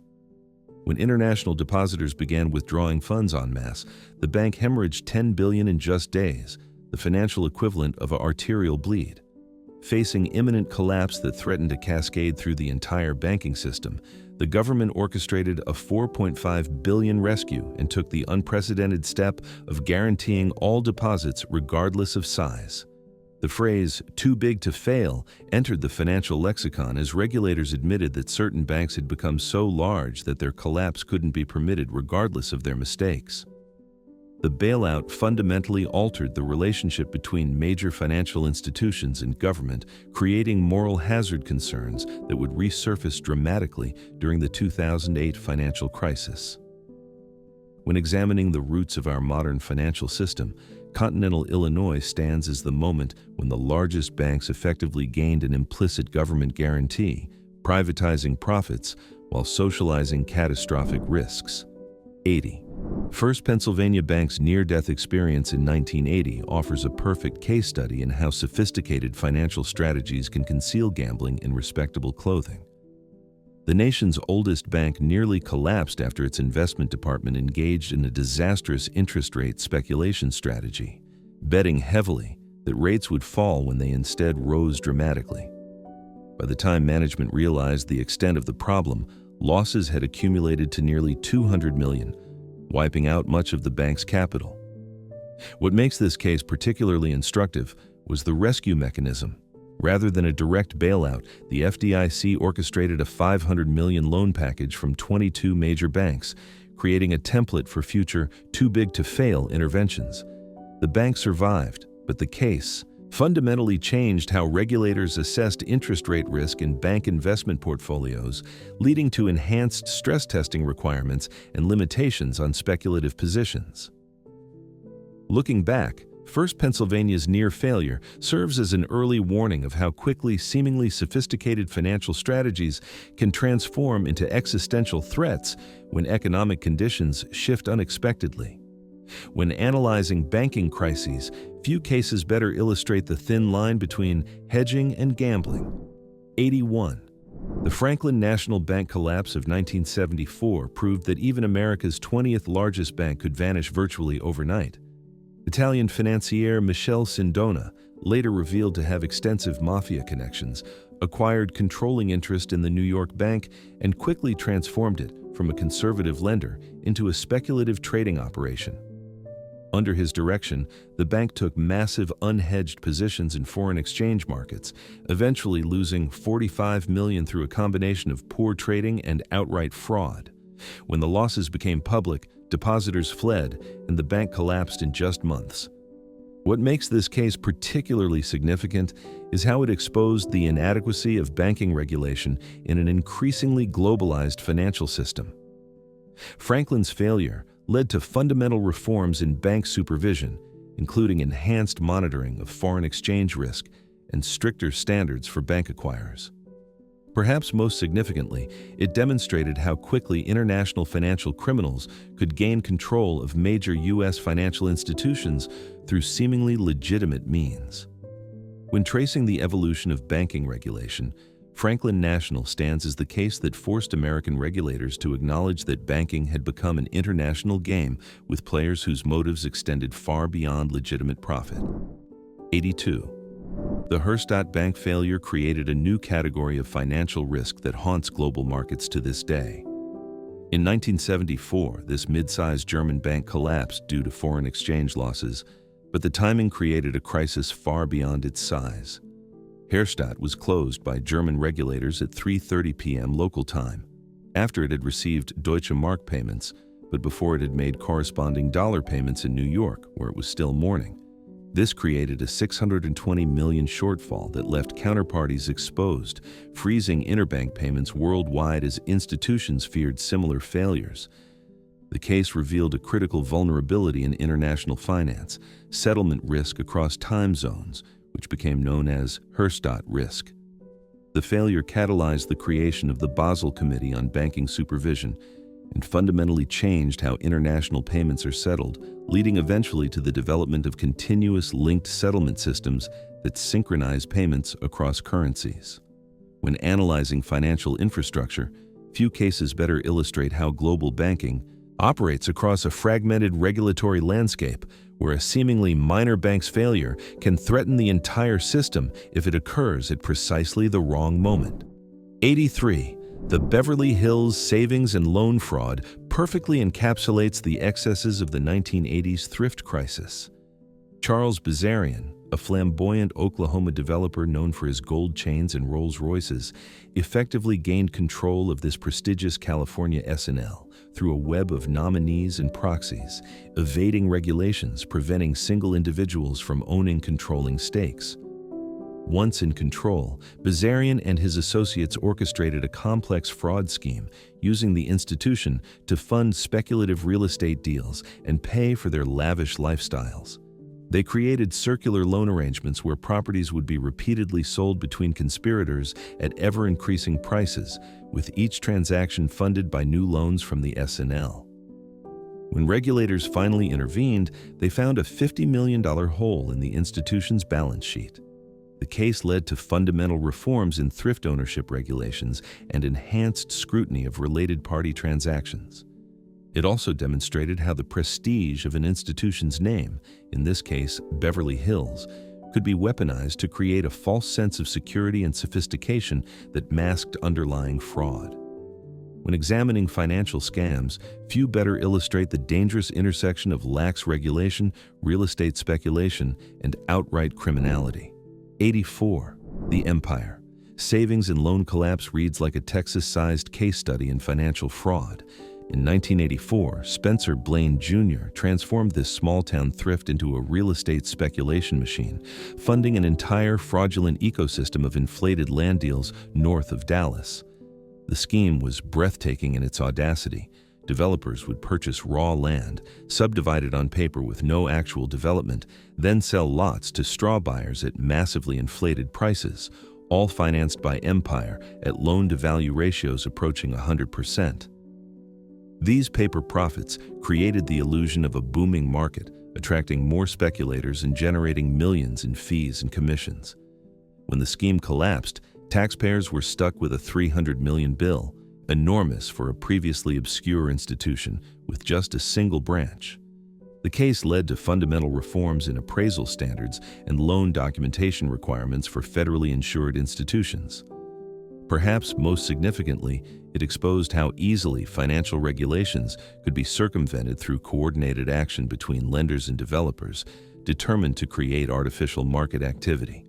When analyzing financial scandals, Empire stands as a perfect example of how seemingly sophisticated frauds often rely on the most basic human weakness, the fear of missing out. 85. The Vernon savings and loan scandal offers a perfect snapshot of 1980s financial excess. Don Dixon acquired this small Texas thrift in 1982, and rapidly transformed it from a conservative mortgage lender into his personal piggy bank. Vernon purchased a $2 million yacht, 5 corporate jets, and luxury condos in California, Colorado, and the Bahamas, all justified as entertainment facilities for bank clients. Dixon and his executives spent lavishly on artwork, luxury cars, and prostitutes, recorded in the books as consulting fees. Meanwhile, the bank's loan portfolio shifted entirely to speculative commercial real estate with minimal documentation and often to Dixon's own development projects. When regulators finally intervened in 1987, 96% of Vernon's loans were in default, creating a $1.3 billion loss to taxpayers, an astounding figure for an institution that had started with just $80 million in assets.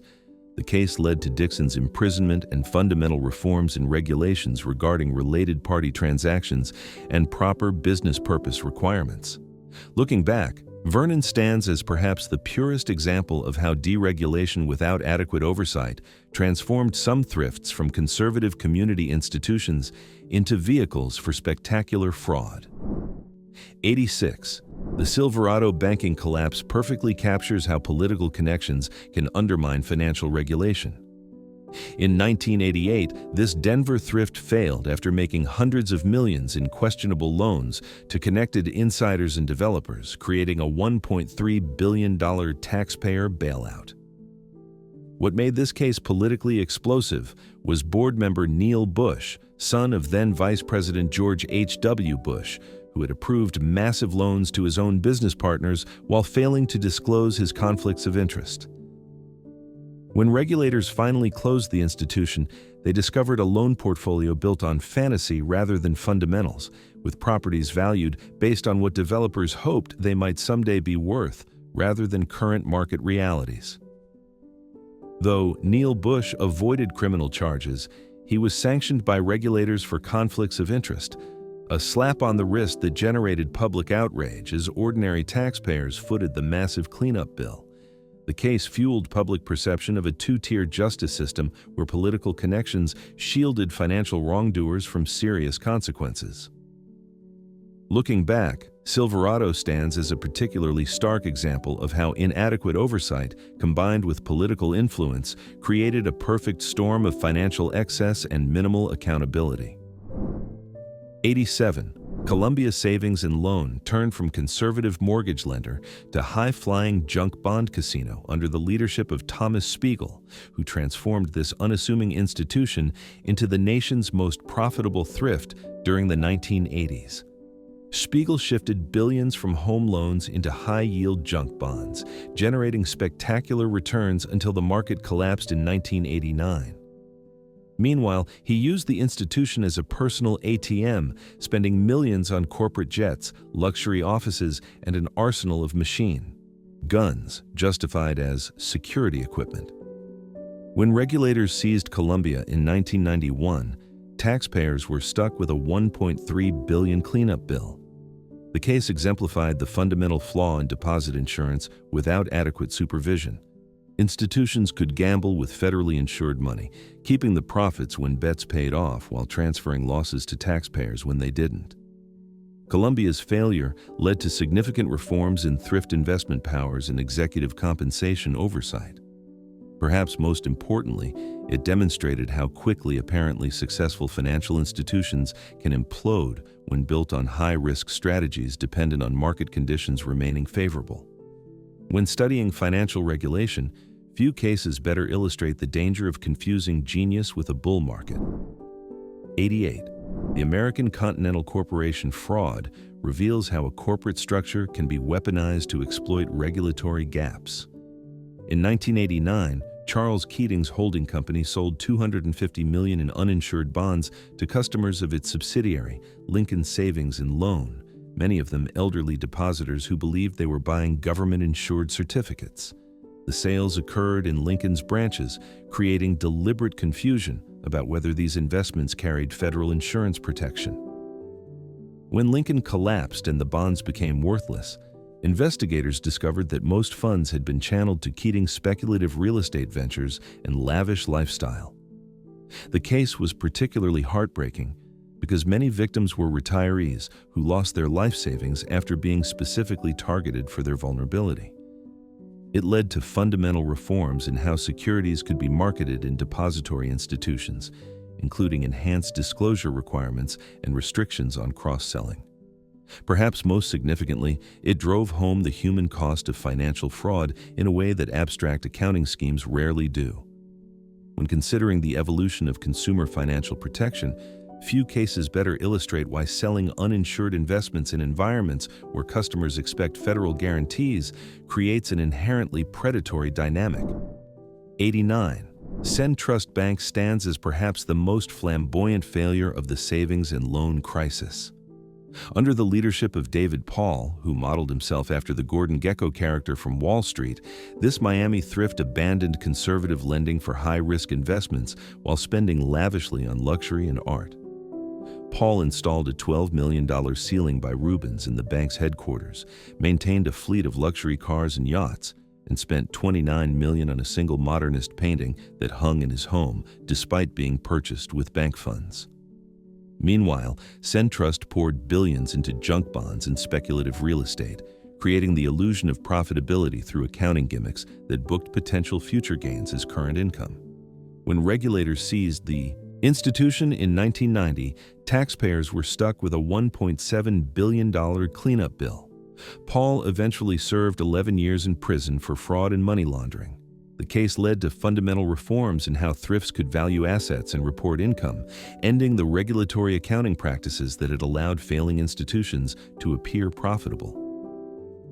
When examining financial scandals, SunTrust perfectly illustrates how excessive compensation and luxury spending often serve as red flags for deeper financial misconduct. 90. First Executive Corporation's failure demonstrates how quickly insurance companies can transform from protectors to predators. In the late 1980s, CEO Fred Carr positioned this insurer as a major junk bond buyer, working closely with Michael Milken's Drexel Burnham Lambert to funnel billions of policyholder funds into high-risk securities. This strategy generated spectacular returns until the junk bond market collapsed in 1989, leaving First Executive holding billions in suddenly illiquid assets. When regulators seized the company in 1991, they discovered a $1.4 billion shortfall that threatened policies covering 500,000 people. What makes this case particularly significant is how it exposed the inadequacy of insurance regulation in an era of financial conglomeration. While banks faced relatively strict investment limitations, insurers could often take far greater risks with funds intended to pay future claims. The collapse led to fundamental reforms in insurance investment regulations and enhanced coordination between banking and insurance regulators. Perhaps most importantly, it demonstrated that financial safety nets designed for one type of institution could be rendered ineffective when those institutions evolved into something their regulators never anticipated. When analyzing regulatory failures, First Executive stands as a classic example of innovation outpacing oversight. 91. BCCI wasn't just a bank, it was arguably the most sophisticated criminal enterprise in financial history. The Bank of Credit and Commerce International operated across 78 countries precisely because this structure made comprehensive regulation impossible. Behind its respectable facade lurked a financial institution purpose-built for money laundering, tax evasion, arms dealing, and terrorist financing. BCCI created elaborate parallel bookkeeping systems that concealed its true operations from regulators while bribing officials worldwide to maintain its facade of legitimacy. When authorities finally moved to shut it down in 1991, they discovered a $16 billion black hole and customers ranging from drug cartels to intelligence agencies. What made BCCI truly revolutionary was its deliberate exploitation of regulatory gaps between different countries, creating a criminal enterprise that effectively existed everywhere and nowhere simultaneously. The scandal fundamentally changed international banking supervision, leading to enhanced cooperation between national regulators and the development of global anti-money laundering standards. When examining financial crimes, BCCI stands as the case that forced regulators to acknowledge that in a globalized economy, financial oversight limited by national boundaries was fundamentally inadequate against institutions specifically designed to exploit those limitations.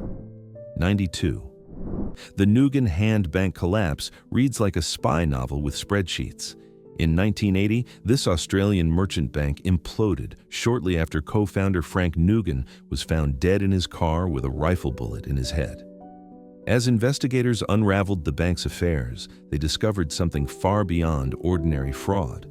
A financial institution with extensive connections to U.S. intelligence agencies, organized crime, and international arms dealers.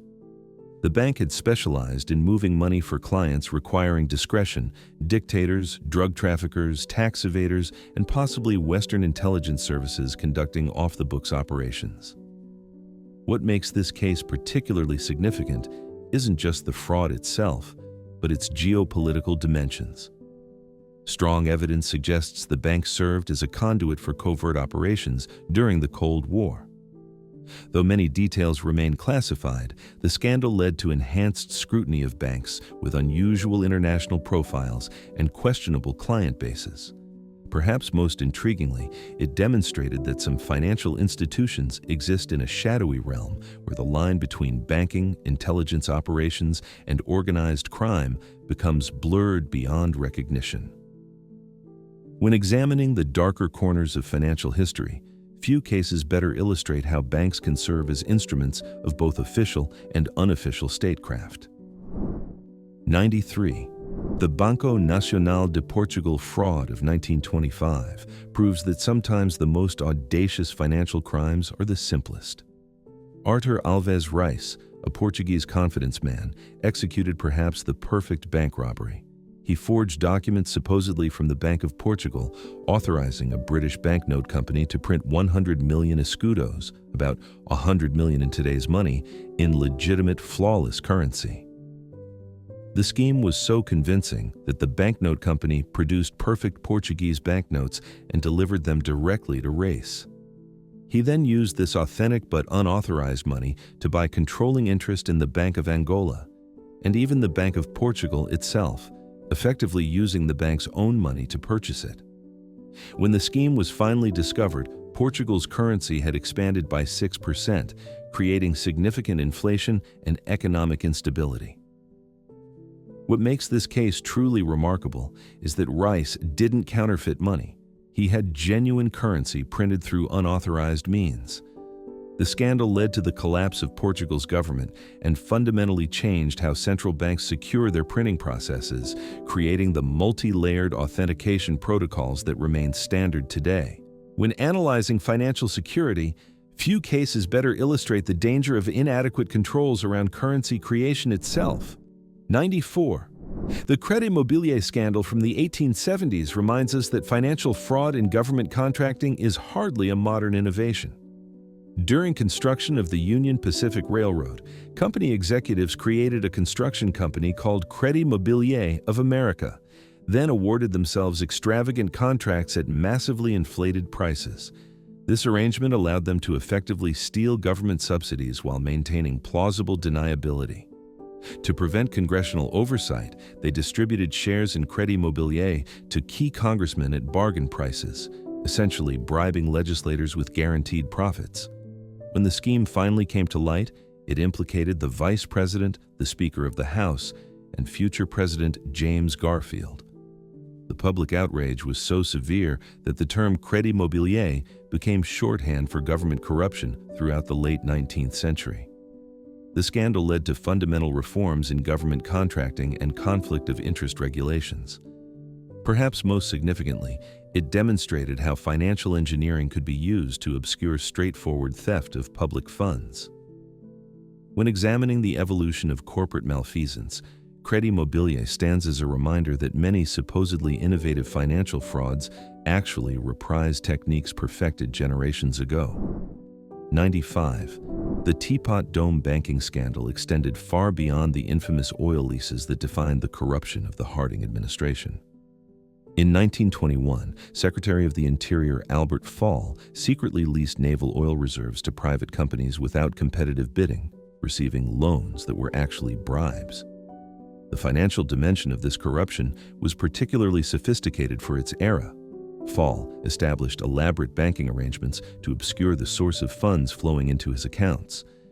Continental Trading Company, a shell corporation registered in Canada, was created specifically to conceal payments and generate plausible deniability. Multiple banks were used to layer transactions, with funds moving through several accounts before reaching their ultimate destination. When investigators finally unraveled the money trail, they discovered one of the earliest examples of what we would now recognize as modern money laundering techniques. The scandal led to significant reforms in banking regulations regarding suspicious transaction reporting and enhanced oversight of government officials' finances. When analyzing the evolution of financial crime, Teapot Dome stands as a critical milestone where political corruption first began employing sophisticated banking maneuvers that would become standard in later financial frauds. 96. The Black Friday gold panic of 1869 serves as a perfect case study in market manipulation with catastrophic consequences. J. Gould and James Fisk, two of the era's most notorious financial operators, hatched an audacious scheme to corner the gold market by buying massive quantities while convincing President Grant not to release government gold reserves that could stabilize prices. Their manipulation sent gold prices soaring, threatening to bankrupt countless businesses that needed gold for international transactions. The conspiracy collapsed only when Grant, realizing he'd been deceived, ordered the Treasury to release $4 million in gold, causing the price to collapse. The resulting market chaos destroyed numerous financial firms and damaged the national economy. What makes this case particularly significant is how it exposed the vulnerability of markets to manipulation by well-connected insiders with access to government officials. The scandal led to fundamental reforms in how the Treasury managed gold reserves and interacted with private financial interests. When analyzing market crashes, Black Friday stands as a reminder that many modern market manipulations merely update techniques perfected in the 19th century, when financial regulations were virtually non-existent, and powerful operators could exploit information asymmetries with relative impunity. 97. The Credit Lyonnais disaster stands as Europe's most expensive banking failure. In the early 1990s, this state-owned French bank embarked on an aggressive expansion under CEO Jean-Yves Haberer, acquiring everything from Hollywood studios to German industrial companies. The strategy generated impressive growth on paper, but concealed mounting losses through creative accounting and off-balance sheet vehicles. When the house of cards finally collapsed, French taxpayers faced a cleanup bill exceeding 20 billion euros. What makes this case particularly remarkable is how completely political connections insulated bank executives from accountability. Despite catastrophic losses, most faced minimal personal consequences. The disaster forced fundamental reforms in French banking regulations and accelerated the privatization of state-owned banks across Europe. Perhaps most significantly, it demonstrated how government ownership could actually increase risk-taking by creating implicit guarantees that encouraged reckless expansion without adequate oversight. When examining banking crises, Credit Lyonnais perfectly illustrates how institutions can become too politically connected to fail, with taxpayers ultimately bearing the cost of protecting politically important executives from the consequences of their own terrible decisions. The financial disaster offers a sobering reflection on the dangers of mixing banking with political patronage. 98. The Banesto collapse of 1993 demonstrates how a charismatic banker can transform a venerable institution into a personal fiefdom. Mario Conde, a dashing young lawyer turned financier, took control of Banco Español de Crédito, Banesto, one of Spain's oldest banks, and quickly became a national celebrity, appearing on magazine covers and television shows.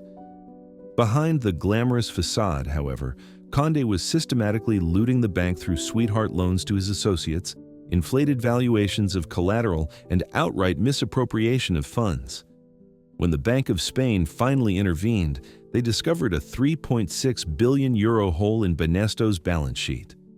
What makes this case particularly significant is how Condé's media savvy and political connections allowed the fraud to continue long after initial red flags appeared. His trial became a national spectacle, resulting in a 20-year prison sentence. The scandal led to fundamental reforms in Spanish banking regulation and corporate governance requirements. Looking back, the Banesto affair serves as a cautionary tale about the dangers of celebrity banking, where a financial institution becomes so closely identified with its charismatic leader that normal oversight mechanisms are suspended. When examining financial frauds, few better illustrate how personal magnetism can disable institutional safeguards. 99. The metal gazelle shaft debacle of 1993 provides a perfect case study in how sophisticated hedging strategies can transform into catastrophic speculation. This venerable German industrial conglomerate nearly collapsed after its American subsidiary lost $1.3 billion on oil futures contracts that were supposedly hedging legitimate business risks.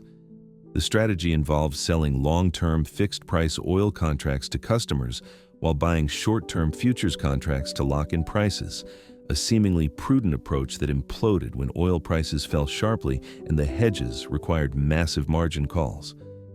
What makes this case particularly instructive is how a strategy that appeared conservative on paper could create existential risk in practice due to mismatched time horizons and liquidity requirements. The near collapse required a bailout by a consortium of German banks to prevent broader market contagion. The case fundamentally changed how regulators and boards assess derivatives risk, leading to enhanced disclosure requirements and stress testing protocols. Perhaps most significantly, it demonstrated that financial innovation often outpaces risk management capabilities, creating situations where even sophisticated institutions don't fully understand the exposures they've created. And finally, our last entry shows that financial disaster rarely strikes without warning signs. 100. The Daiwa Bank trading scandal represents one of history's most prolonged financial cover-ups. In 1995, Toshihide Iguchi, a bond trader at Daiwa's New York branch, confessed in a 30-page letter to having lost $1.1 billion through unauthorized trading over an 11-year period. What makes this case particularly extraordinary is both its duration and concealment method. Iguchi made over 30,000 unauthorized trades, selling securities belonging to bank customers and forging documents to hide the losses. As head of securities custody, he was responsible for verifying the very assets he was stealing, creating the perfect conditions for undetected fraud. When Daiwa executives finally learned of the losses, they compounded the crime by delaying reporting to regulators for 2 months, a decision that resulted in criminal charges against the bank itself. U.S. authorities took the unprecedented step of expelling Daiwa from American markets entirely. The case led to fundamental reforms in internal control requirements and mandatory reporting of significant losses. Perhaps most importantly, it highlighted how cultural factors, particularly the Japanese corporate emphasis on saving face, could turn individual misconduct into institutional criminality when organizations prioritize reputation over regulatory compliance. 101. The Kidder-Peabody scandal proved that sometimes the most sophisticated frauds rely on exploiting simple system limitations. In 1994, bond trader Joseph Jett was fired after management discovered he had created $350 million in phantom profits through a trading scheme that exploited a glitch in Kidder's accounting system. Jett had identified that the system recorded immediate profits on certain transactions involving stripped treasury bonds without properly accounting for corresponding future losses. By dramatically increasing the volume of these trades, eventually reaching 30 billion daily, he generated fictional profits that earned him $9 million in bonuses while masking the desk's actual poor performance. What makes this case particularly notable is that Jett maintained he was merely exploiting a flaw that management tacitly encouraged as long as it produced desired numbers. Though Jett was banned from the securities industry, criminal charges were unsuccessful. The scandal led to fundamental reforms in how trading profits are verified and compensation determined. Perhaps most significantly, it demonstrated how performance-based compensation could create incentives for financial professionals to game accounting systems rather than generate legitimate profits. When analyzing financial misconduct, few cases better illustrate how the relentless pressure for consistent profits can transform even sophisticated institutions into unwitting accomplices in their own deception.